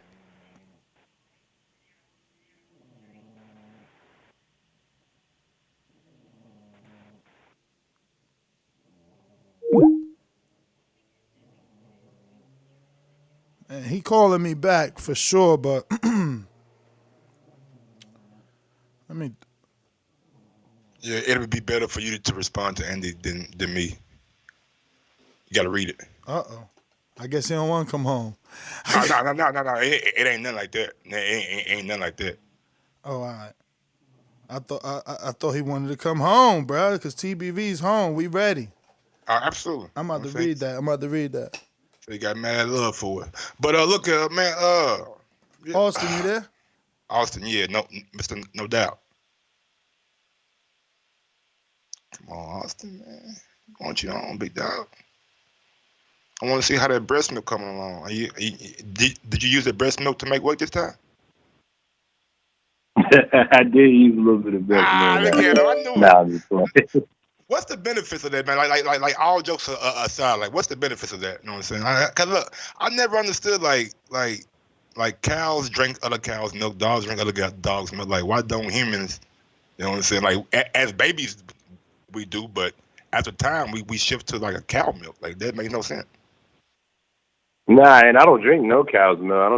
I don't do no dairy for real. I ain't gonna lie, yogurt. I still do yogurt and cheese. But as far as cow's milk, I don't drink no cow's milk no more, especially finding out about all the pus and blood that's still in there while they dye it white. The only milk you catch me drinking will be some breast milk from my wife. Not just no random breast milk, though. So Austin, man, I want to double back to 147 and the fact that you made it. You didn't hire any fancy strength and conditioning coach, and from the choppiness we heard that you said this was easier than making 154, which doesn't even sound right. So can you explain? Yeah, man, it was because of the discipline. I knew, like, in my later years, I was making 54 easier than I was when I was, 26, 27. And it was just because I would tighten up the discipline in between fights just a little bit. It wasn't much. I started with the kosher diet, so I cut out, some certain foods, shellfish, pork, and things like that. And that helped me make weight easier. And then I stopped, I cut out most meat as a whole. Like, I don't do beef, chicken, nothing like that. I do a little bit of fish. And so then my weight just was coming down easier and easier. So then for this one, and I have Rob Garcia, of Braven Boxing, who's my strength and conditioning coach, and he's also my nutritionist, so to speak. This camp, we were on bone broth. We took some bone broth, and we put in some vegetables, and really was just on that. For the last couple of days, it was just bone broth that I was eating, bone broth soup. And so it was the discipline that allowed me to not get so heavy in between fights and to actually figure out exactly what my body needs. I took a blood test, and I figured out what type of blood I am, and I'm O negative, so I guess that's a universal donor. But for an O negative person, there's certain foods that will just stick on you that you won't be able to burn off because of your chemistry. So I found that, like breads and pastas, which I love, no bueno for me if I'm trying to make weight. So I ended up cutting out all breads, all pastas, really all beans. I couldn't even eat legumes, man.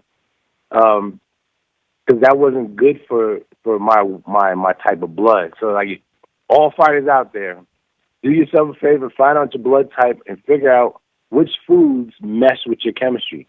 And it is a science. And so that's why I was able to make weight easier, just, doing it smart. I took body scans. I made sure that I had the water and the fat to lose. I made sure that I didn't leave not much up to chance. I didn't want to make the weight and then just feel like I'm going to die. So that's what it was. It was just the discipline in between the fights that made it easier. Now, obviously, you're probably going to say, of course I did, but did you feel strong, though? Like, you took out meat. You took out so much. Like, you were drinking broth. Did you feel strong in the fight and during fight week? During fight week, yeah, I felt strong. I didn't feel like I was, I didn't feel any different than when I was making 54. You know what I mean? Like that last, 12 hours that you really dry out and don't drink nothing, don't eat nothing. I didn't feel any different than as if I was making 54. So, yeah, I felt strong. And, of course, I got the guy out of there the second round. Was throwing some good shots. He was sitting on my punches. I moved him with every shot. That's what I miss, you know what I mean? I used to be the big dude at 154, moving cats with a jab, and now, these things coming in big.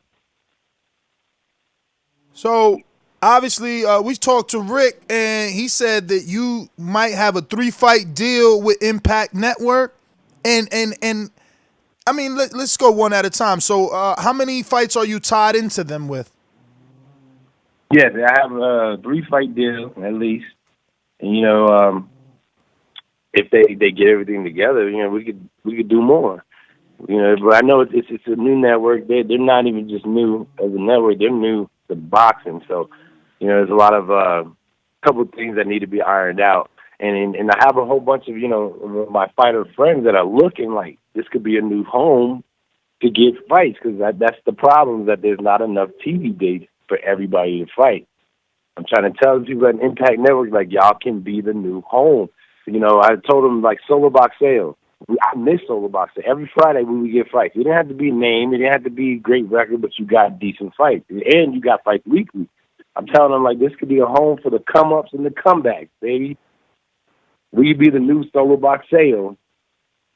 So, solo box sale. So, what kind of ratings are we looking at? Did you get any numbers yet for your fight?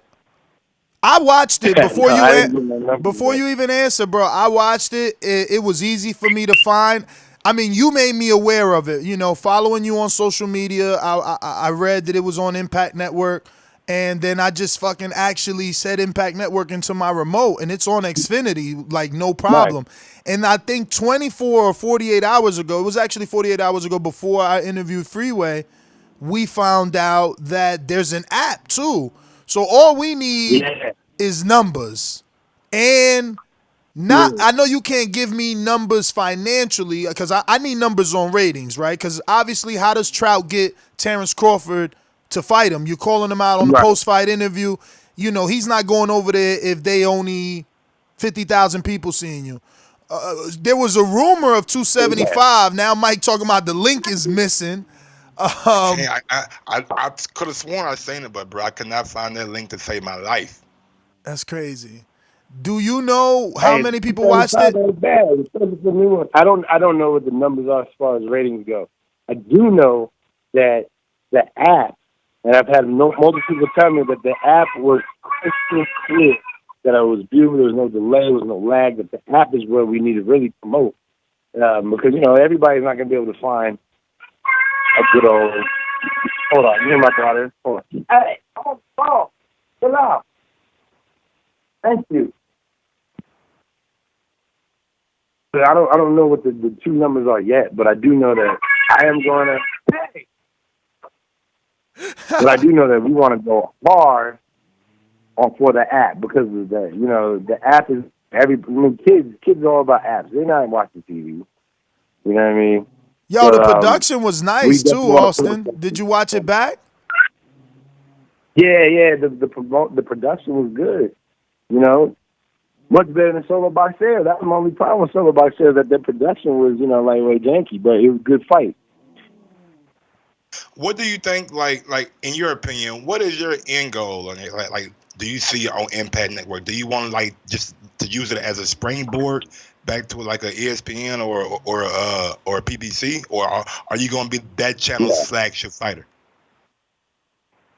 Well, both. I want to be able to do both. I want to get back to the Showtimes, the PBCs.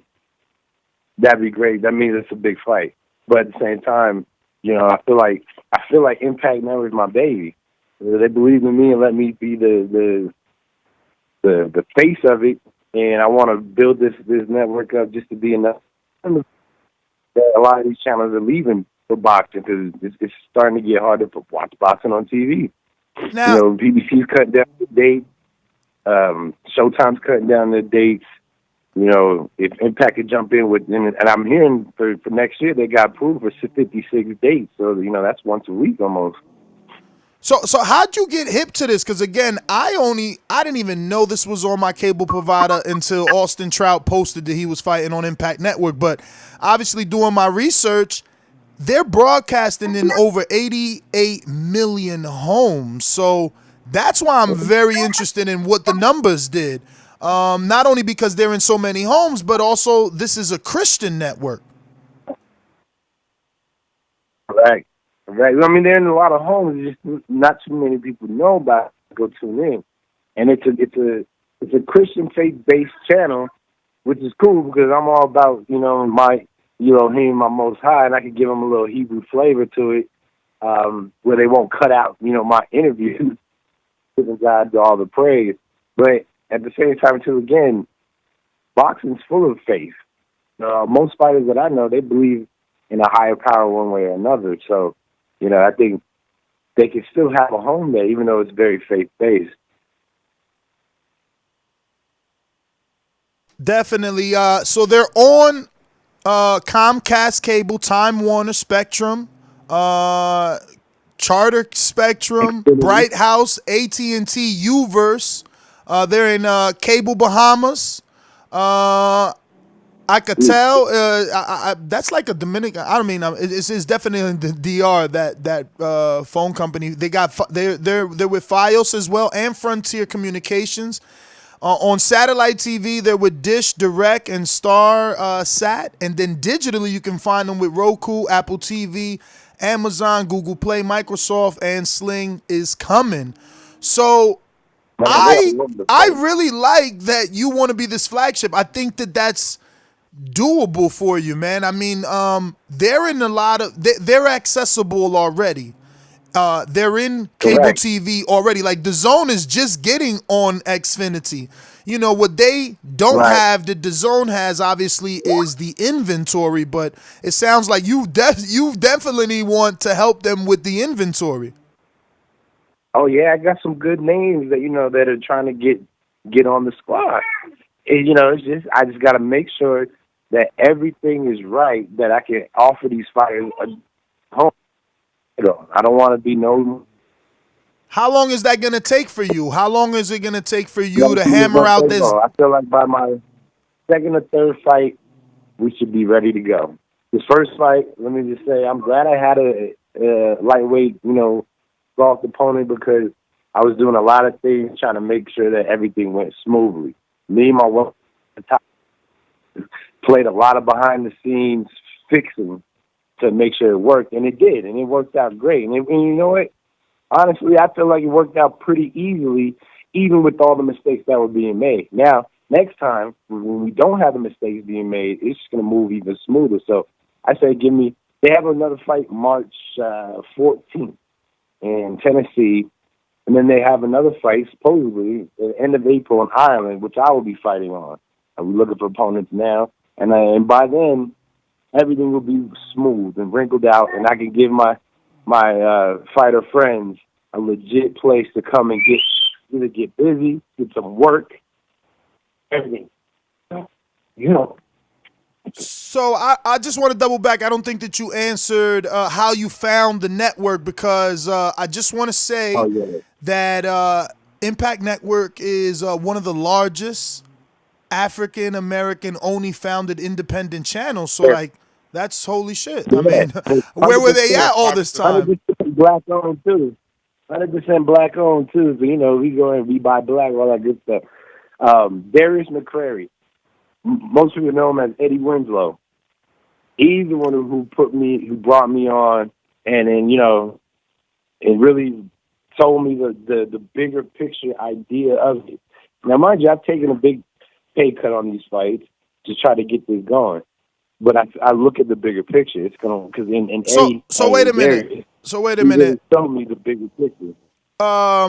Obviously you said pay cut. I don't want numbers, but where are we with budget? Because I need to know, can Impact Network get a Danny Garcia to fight Austin Trout on Impact, or does Impact only facilitate Austin Trout to getting back to that world stage, and then he's got to go to Showtime to fight Danny and go to ESPN to fight Crawford? Yeah, that's gonna be. That's inevitable. If I want to get those big fights, I got to go over to where they at. If it's Crawford, that's ESPN. If it's Danny, it's PBC. That's fine. But Impact Network's not tripping. They're like, look, we got you home. We get you wins. We get you fights. You get that big deal, that big fight. Go get that. Come back. You know what I mean? I've been telling y'all, all I want to do is stay busy so that way the best of Austin Trout be presented. And I have not been able to stay busy in the last 5 years. The last 5 years, I've had 5 years of layoffs, which is crazy. You know what I mean? They'll give me a year layoff, come back, fight a killer. Another year-long layoff, come back, fight a killer. Another year-long layoff, you know what I mean? That's the pattern. And I'm still giving these cats, you know what I mean, everything they can handle. It's just that 1 or 2% extra that I didn't have due to inactivity. I was not able to come up with, on the right end of that win. So Impact is giving me the opportunity to stay busy. Like I have a 3-fight deal, but I'm gonna be done with those 3 fights by May. You know what I'm saying? And then from there, I would like to redo another contract and get another maybe 5-fight deal, and just stay busy, man. Like it's hard to budget. It's hard to even live if you're only getting one paycheck once a year. Even if it is a big paycheck, you just got to sit on that because you don't know when the next money's coming. Definitely. So, you still ain't tell me, what could they afford? And I don't need a number, but I need to know the level of opponent that Trout could attract to fight him on Impact Network. Like, what could we look forward to on there in terms of names versus you? Like Robert Garcia. You don't know if you remember Roberto Garcia? Yes. Yeah, we can get something like him. I think his name is La Amenaza. Yeah, like Manaza. We get someone like him. We could get somebody like, just pretty much we can afford any opponent aside for the top tier, big money guys that are used to making big money. You know, anybody that's hungry and that wants to fight, we can afford them.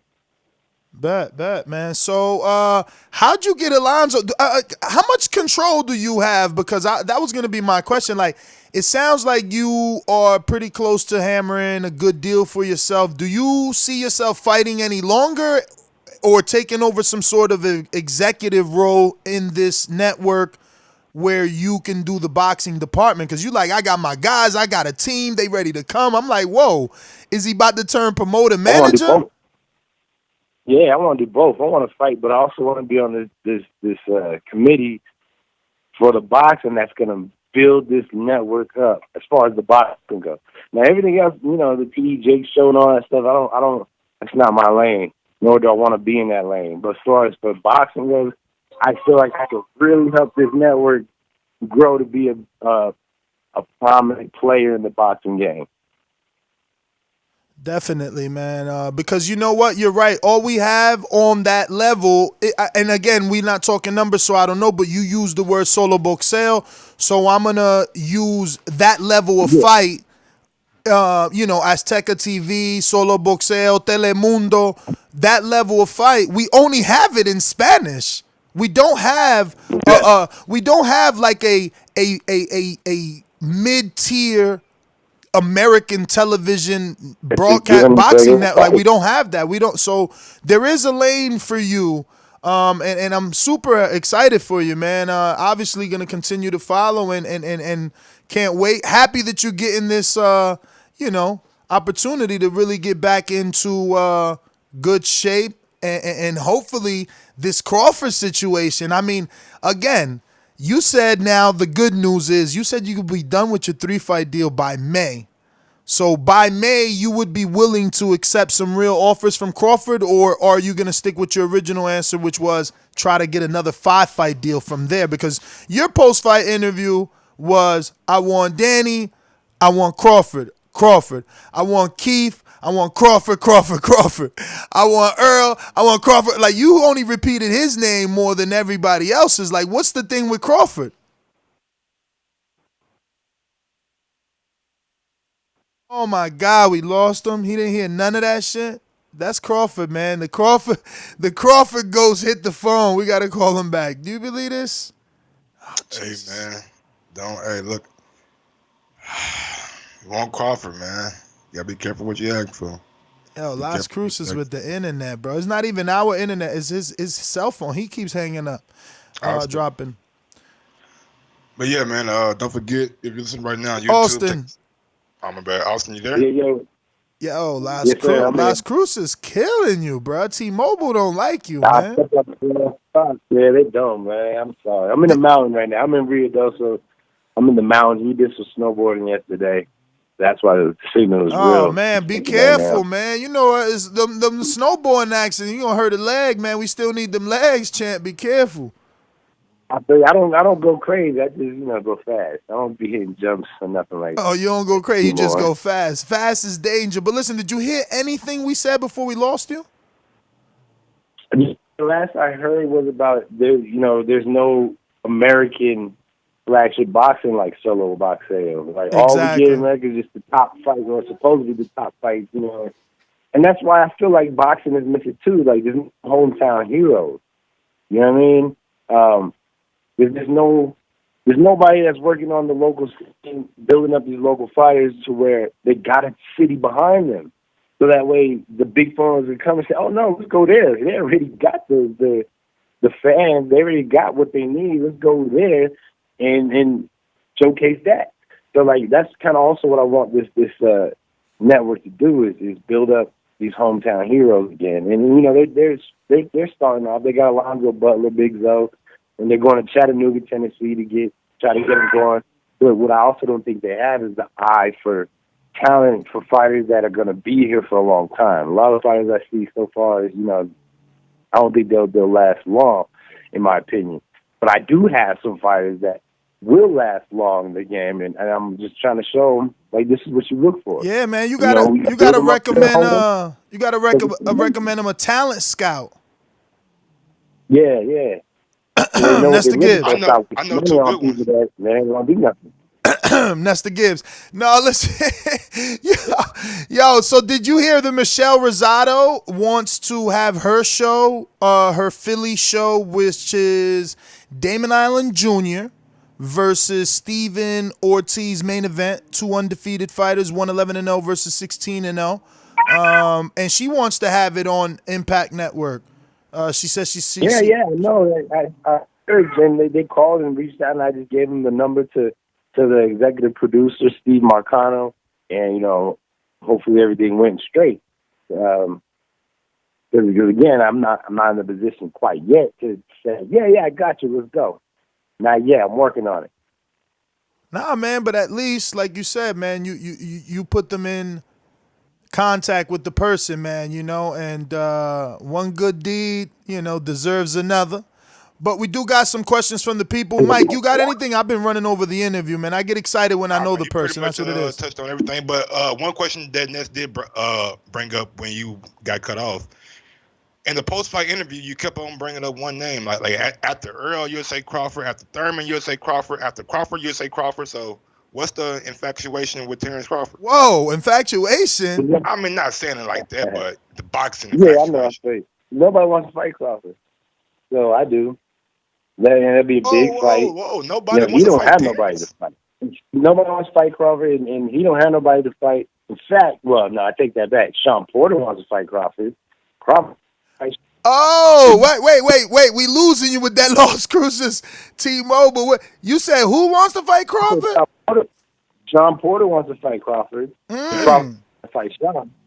And we read that, you know, saying fan, let the fighter talk. The fighter knows best.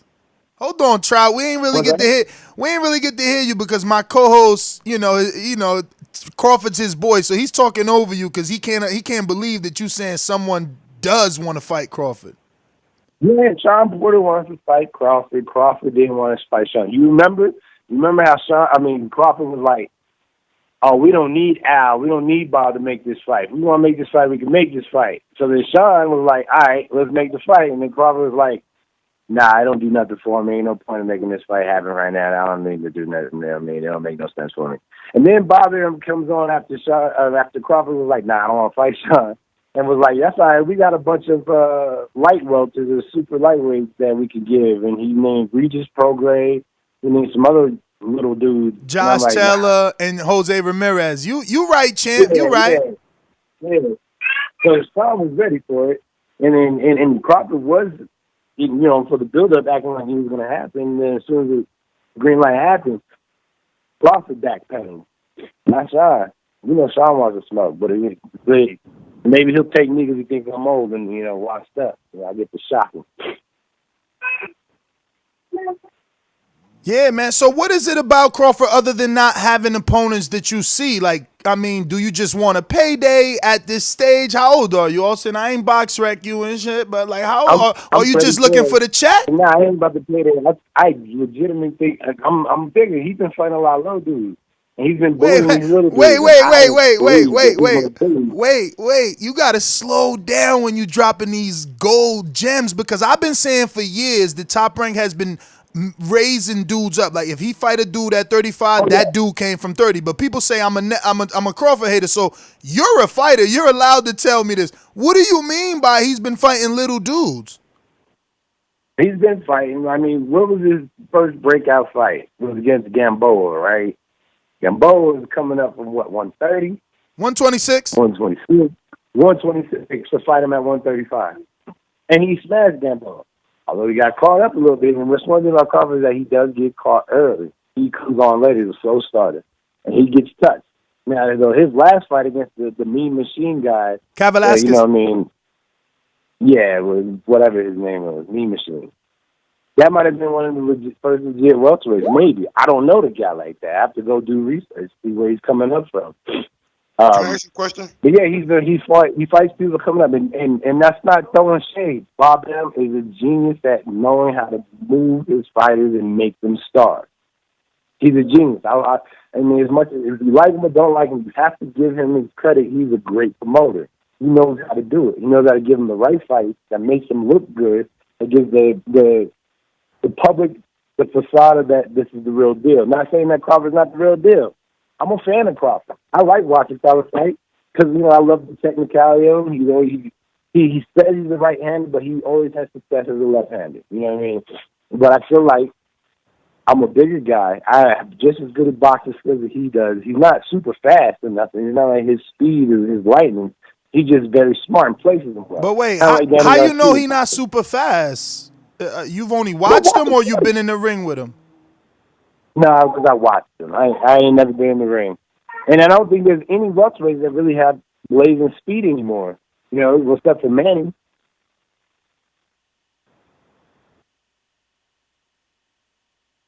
Did we lose you again? I think I can take Crawford.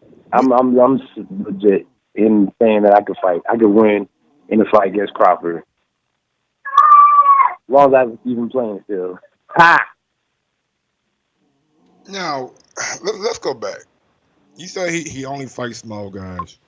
If I make 135 and you make 135, are you really a small guy? People can say that about Trout. Oh, he's coming down to fight smaller guys. I'm not trying to throw hate on Crawford. But all his opponents that came up from a smaller weight. At 147, that's what I'm going to do too. At 147, that's what I'm going to do too. His first fight at 147, he fought.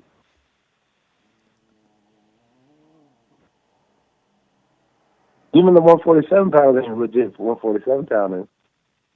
How could that be, Austin? Jeff Horn fights at 160 now. Now he's fighting at 154. His first fight was against Jeff Horn, which he won the belt from. How is that a smaller guy? Jose, you're right. That's not a small guy. Jeff Horn was not the small guy. Jose Benavidez was 6 foot. How is he a smaller guy? Amir Khan is a Amir Khan, he's a good one. That's 147, but he's really a 140 pounder, and he was still getting stretched at 140 pounds. Started at 35. I would say Amir Khan get stretched. I see Amir Khan get up. He got stretched by Brady. Not at 135. At 140 by Bradis, but against Danny, he kept on getting up. Canelo slept him because he never should have been at 154. Because he shouldn't have ever fought Canelo. That was wrong. But Canelo was doing what, in a sense, Crawford's been doing, taking these guys coming up. Come on, man. And I'm not hating on Crawford. I'm a fan. Bob Arum, I'm a fan of his promoting. I'm a fan of how he pushes people into that stardom with the right fight. I wish I had that. You know what I'm saying? I wasn't lucky enough or blessed enough to have somebody take care of me like that. I had to fight who had to fight. I know what you're doing. I think that's why I'm just. I know what you're doing, and I respect it. You want the fight, so look, hey, ain't no friends in boxing, right? I respect it. Ain't no friends.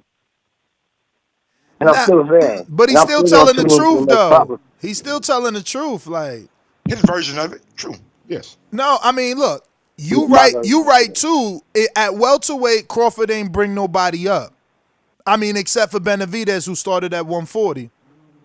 But Crawford also started at 35 or something like that. So, but he's saying Crawford got to this point by Top Rank's matchmaking, and they did bring quite a few people up. You know, Beltran, Burns, Derry Jean. I mean, I don't even got BoxRec in front of me, but there's quite a few names. Good names at a lower weight class. Mm-hmm. And then I'm gonna do the same thing. Watch the next fight in Ireland. I'm gonna fight a blown up super lightweight. I'm telling you that right now. Oh, so you're gonna fight Beltran? You're gonna fight Beltran next? I'll fight Beltran. Yo, So, you at 147, need I'm him, gonna fight a Maxon. blown up super lightweight. He never fought at 47. Bring him up for a payday. Don't fight Chi Santana. That'll be a tough fight, to be honest with you. That's a good fight though, because you gonna stay in Las Cruces. Where you doing the next one at? Next one's in Ireland. We're going across the pond. What? Yeah, now I tell you, I want to do a world tour and fight. I just want to fight and travel the world like they used to. Ali, if he wasn't doing that, he'd go fight over in Europe. You know what I mean? Just stay busy, stay sharp. Like this whole fighting once a year, I don't get it. The greats never did it. For Hector Camacho's second half of his career, when he's making his comeback, my man fought 15 times in 1 year. Bruh, I gotta ask you, man. What's your relationship with Al like? Because I mean, some of the stuff you saying, it gotta ruffle some feathers. That whole one fight a year, that's a shot at Al. That's not necessarily a shot at Al. It's just a shot at what happened. Al didn't say, "Oh no, don't keep him out." I don't think he said that anyway. I mean, don't give Trout no fight. But there's a lot of PBC fighters. There's a lot of PBC fighters that only fight once a year. So that. Right, and I'm happy with it. And they just don't have enough dates. You know what I mean? It's what it is. And Al's not in to throw in fight just to throw fight. Like they got to be seen on TV. That's how Al makes his money. That's his model. But we need those extra fights. Fighters can't. I mean, I'm sorry. I've been boxing for about 24 years of my life, right? I don't care how long I've been boxing. You keep me off for a year and have me come back, it ain't the same. And then I try to stay in the gym. Don't get me wrong. It just ain't the same. You ask anybody, Kobe. If Kobe wasn't to shoot a basketball in a game for a year, it'd be hard for him to come back and just be running on all cylinders. Bro, even we though seen he's it with trained, Jordan. We seen it with Jordan. When Jordan Same went to with baseball Jordan. for Remember, a he year and a half. retired. He came back. He was off. It took him a while to get his things back. But unluckily for us, we don't have a game, once a week where we can find our groove. You know what I mean? It's like we just have to keep fighting, find fights, and keep fighting. That's my plan, and that's the plan that I would like to have at this network for all fighters. And we can work with Al, and I say we, but it's really still them. They can and should, and I believe are going to work with Al to have more days to give his fighters some fights. Because Impact never don't have a stable like that. I want to ask you a question about Tony Harrison came out and he had a grudge with what happened in the ring with him. He seen a Gatorade bottle that he felt like it wasn't authorized, but it turned out that it was. Did you see that story? And if so, I just want your reaction to it. Tony Harrison, he's got every right to be suspicious, in my opinion. I still have love and respect for the gentleman involved, so I'm not going to throw anything out there. But he has every right to be suspicious. I've had my own suspicions about the camp, and, it is what it is. About the water bottle, though, I mean, was he thinking that he got Aaron Pryor? He's like, nah, give me the black water bottle. If the commission said that there's only clear bottles in the corner, then, yeah, he's definitely got a case. If that's not what was said, although that was said when I fought at the State Center in L.A., clear bottles only, but it could have been different for his fight. I don't know. It was, according to the commission, their uncle came up to them and asked them if they could transfer 2 water bottles into the Gatorade bottle. The commission said, yeah, but we're going to watch you do it. They watched them do it, and that's how it played out. Okay, then he ain't got no leg to stand on. Because really the commission should have been taking care of that. You know what I mean? Tony shouldn't have to point it out. The commission should have caught it themselves. But he's legit for having his concerns. So, Austin, your next fight, what weight you trying to fight at? Because being as though you weighed in at 149, obviously this one is listed still as a junior middleweight fight. Yeah, the next fight is at 149 again. I don't see no reason or point in making 147 unless it's going to be for a title eliminated for a title. Okay, but you're going to be looking to fight someone that is 147 or are 54-pounders also on the table? Oh no, 54 is still on the table. And I would love to get those rematches to everybody that I call an L to. I would love to get that run back. I'd love to get that run back as an active fighter. But, I think there's a lot of noise that can be made at 47. And if I make just enough noise, I think I'll be able to catch my rematch. I'll be pretty good. Definitely. All right, so we got some questions, obviously, from the people. Mike, you got anything before I open up the Patreon questions?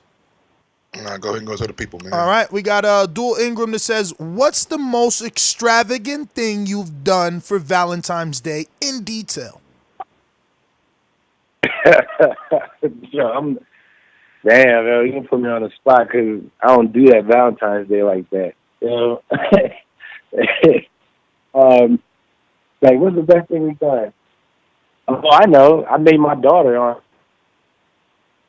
That was the most extravagant thing. Sorry. That T-Mobile got you. You made your daughter what? I said I made my daughter, procreated my daughter on Valentine's Day. Oh, okay. Okay, that's a gift that keeps on giving. Right? The gift that keeps on giving, baby. You're welcome, Ma. We got Mad Bent, who basically asked a question you already answered, but I want to give him a shout. He said, you look tremendous at 149. Is this your new weight class, and how difficult was it coming down mentally? So I guess maybe the mental part you can answer, but everything else you kind of answered. Yeah, definitely. Mentally, I just kept saying, like, make this, and you're going to put the world on notice. Like, they don't believe you can do it. So, like, mentally, I was strong. Like, I was laughing, I was happy. I wasn't miserable.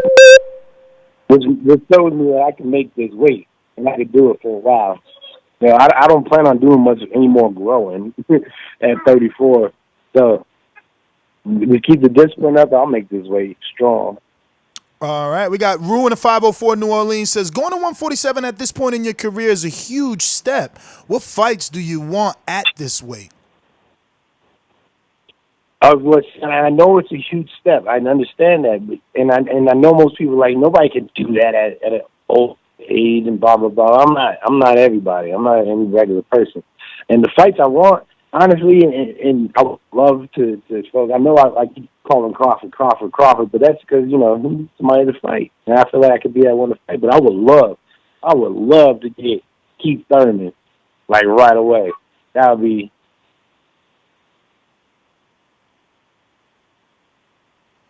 T-Mobile. You there? Austin. Well, you know what? We kind of ran over already, right? We had him on since 10:30. Austin, you there? Yeah, I'm here. Can you hear me? Yeah, we hear you now. We got a few more. I know we had you on since 10:30. You still got some time?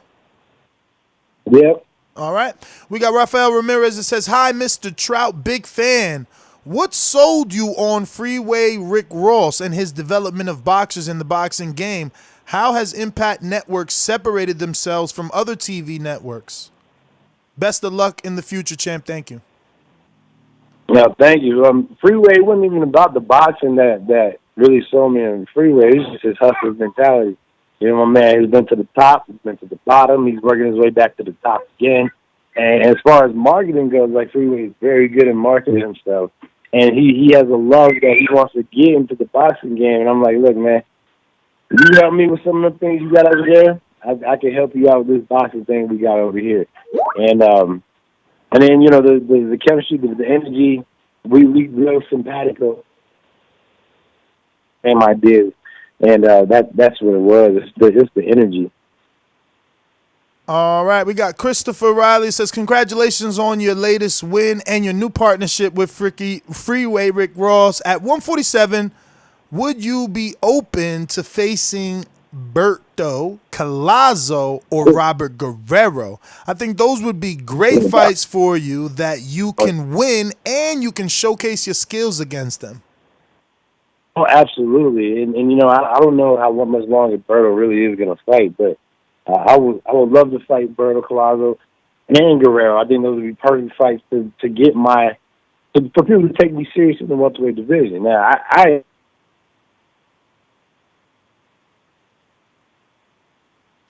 Austin.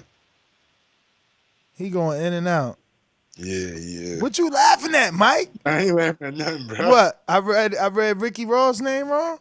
Oh, man. What you talking about, man? Are you playing, man? Austin. Oh yeah, no. It's this time I lost the connection. It says my Skype going down.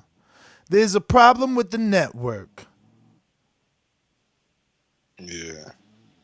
Austin, But yeah, man. What was the question? Hold on a minute. Let me. Back. Nah, but man. I think 147, man. Look, I agree. Ain't no reason to make 147 until you get a title shot. Like, you might as well keep fighting at 149. You know what I'm saying? Those 2 pounds that you're not losing, you probably just, you know what I'm saying, the extra water weight that you have on. But we got a super chat coming in from CRB. AJ, my bad, Austin is back. Yeah, we back. Champ, you there? Yeah, I'm here. All right. So we're on. Yeah, you were saying that Collazo, Berto, you don't think is gonna fight any longer. Collazo is with Top Rank, so like that could be the fight where they like, all right, we gonna see what you got, Trout. If you beat Collazo, we'll think about Crawford. Yeah, I'm with it. Like I said, I know they're not going to just give me Crawford or Thurman or Garcia. Like, I'm going to have to beat up somebody that has a decent name in the 147 weight division before I get considered to get to the top guys. I'm just going to keep calling out the top guys because why would I start? And I'm not calling any of these guys the bottom at all. They're good fighters, and they made their way up the tier. But why would I start with anybody lower than the top? You know what I Why mean? not fight a guy like Kavalauskas? Everybody thinks that he dropped Terrence. He had a good fight against Terrence, and he was previously undefeated until Terrence beat him. Like That's Collazo right. just That's lost. unity, right?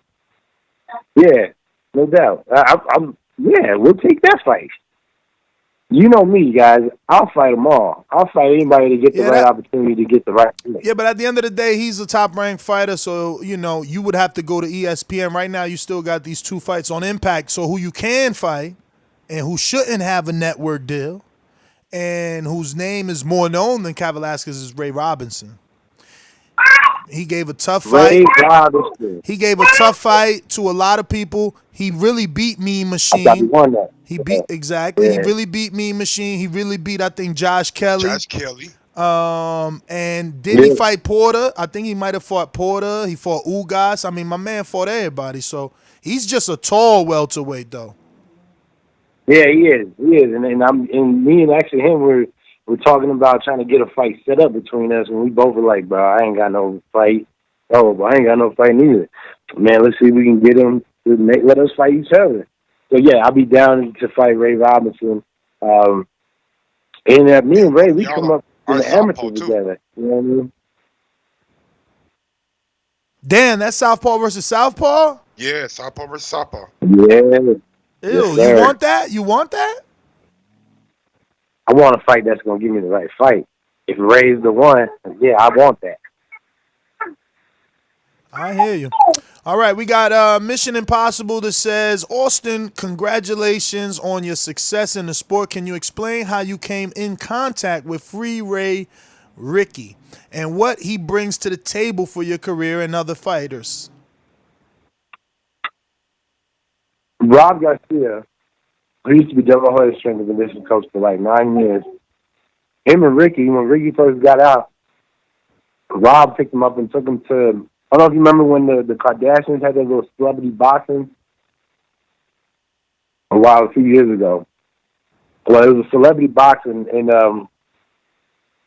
Rob took him there and then kind of showed him around, and that's how Ricky got kind of introduced to the boxing part. And later on, when I was in camp for the Go Safe fight, Rob was like, look, I'm going to bring Ricky through, just meet him. He's a good guy. He's got, some good knowledge. And that's how we started. We just, we was just kicking and talking. It was nothing about business, I was just really just kind of learning from the OG. And he's always dropping knowledge about the mistakes he's made, the things he did right, the things he did wrong. And, he kept saying, I'm trying to get in this boxing game, but he wanted to be like my manager. And I'm, I was like, look, I just got rid of having to pay a whole bunch of people out of my purse That's not what I'm looking for. I'm kind of, in a sense, independent. I'm not trying to chop up my blood money anymore.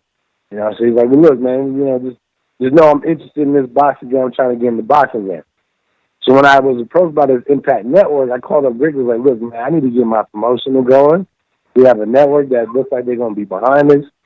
We should get together and figure out how we can get this A-side promotions going.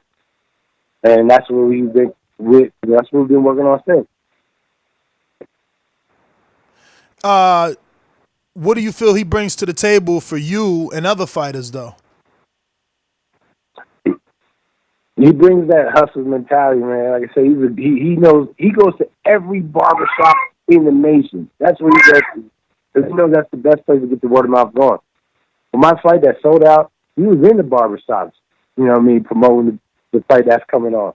So like his marketing, his word of mouth, his hustle mentality, as far as the boxing knowledge, I got that. You know what I mean? As far as the everything else around it, that's where he can implement and help us get our fighters to the next level. Social media wise, interview wise, word of mouth wise. You know, he can really help market my fighters. All right, we got. You kind of answered Tracy's already saying, you know, what got you really interested in Impact and 147, your best route to a title shot. You answered. We got Rel in Detroit, but lives in New Mexico. He says, everyone asked my question already. Just want to congratulate you. I'm a fighter for TBV Border Wars. I'm training for the upcoming fight with Hector Munoz. We visited Johnny Tapia's memorial site yesterday for his birthday, and you were the topic. Everybody in Albuquerque is rooting for you and your success. Respect, champ. Hey, respect, man. I appreciate that. New Mexico Strong. I'm going to come out there and see those fights, too. All right. That's what's up, Trout. Info Joe says, Mr. No Doubt Trout, how did you get into boxing? Who were your favorite fighters coming up that inspired you? Peace, champ. My mom, she used to watch all the fights. And I was a big old mama's boy, you know what I mean? So when my mother's telling me things like, look, this is a real man sport. This is what a real man look like. Look at those red muscles, boy. If you want to be strong, you got to do what a boxer do, things like that. So I'm like, well, heck, I want to be a real man. So I always wanted to be a boxer. And, you know, we used to have the Rocky marathons at the crib. And when I found out there was a gym in town, you know, I was like, Ma, you got to take me. You know, you led me to be here. So he took me when I was about 10, and I remember watching. I mean, she had me watching all the old school fights. You know, we watched a lot of Ali, a lot of Sugar Ray Leonard. We even watched Pernell Whitaker, who was active in, you know, fighting at the time. But yeah, I would say growing up, of course, Roy Jones Jr., he was definitely one to inspire me. I was like, yeah, this is what I want to do, and I want to do it like him. And you know, my whole humble attitude is nothing like Roy Jones Jr., but when I was coming up, that's who I wanted to be like. I wanted to be like Roy. You know, I wanted to be like Floyd. You know, actually, a lot of Zab Judah was one of my favorite fighters. He's a lefty. I mean, you know, Zab Judah beat anybody for the first 6 rounds. He even was smacking Floyd. For sure. Well, those are all our questions. Mike, you got anything? I know I always talk over the interview, so. Mike? No? All right. Well, Austin, that's all our questions. Any social media? And can you give that next date? Because you have a for sure date. You know, I actually wanted to go through the rankings and see what Ireland fighter you could find. I mean, you're going over there. Might as well fight someone known from over there. Well, see, I'm doing it a little different because I want the crowd to be with me, so I'm going to fight a cat from London. Yeah, I know the Brits and the Irish don't have the best relationships, so. Okay, so you're going to fight a UK guy. We lost you again, champ? Oh, man, today ain't the day. Austin? Oh, no, my end this time. Fucking Skype. I'm going to probably have to buy a new computer or something. Me and Mike both, I think, Mike, because we got the same model that we running that Skype on. But, yeah, no, actually it says Austin dropped off. We got a super chat coming in from Space Predator. Nobody want that Canelo smoke. Where Charlo at? And we got one coming from CRB. AJ isn't even a pay-per-view fighter here. 50-50 my ass. Damn, CRB. I'm just talking about for like the global appeal, man. I think 50-50, man, is probably going to be the route we see. Ronald Jenkins comes with a chat. Omaha guy gets stopped by all top welterweights. Must be a new guy in Omaha that they raving about. Omaha guy ducking Sean Porter. 147 fight Sean Porter. I guess it got to be some Omaha guy new out there, but I don't. Is there like another 147 guy that's blazing up Omaha right now? Okay. Mr. 704 comes with a super chat and says, legendary work going on here. You got my support. Smash that damn like button. Thank you, Mr. 704, bro. We appreciate it. That's all the super chats. Yeah, man. That's all the calls too, bruv. We are Audi 5000. Hope you guys enjoyed the show. Yeah, man. Catch us on the next one. Yeah, follow me on IG at Gross1911 or on Twitter at Gross2312, and we'll catch y'all on the next one. Peace out. Have a nice Friday. Deserve.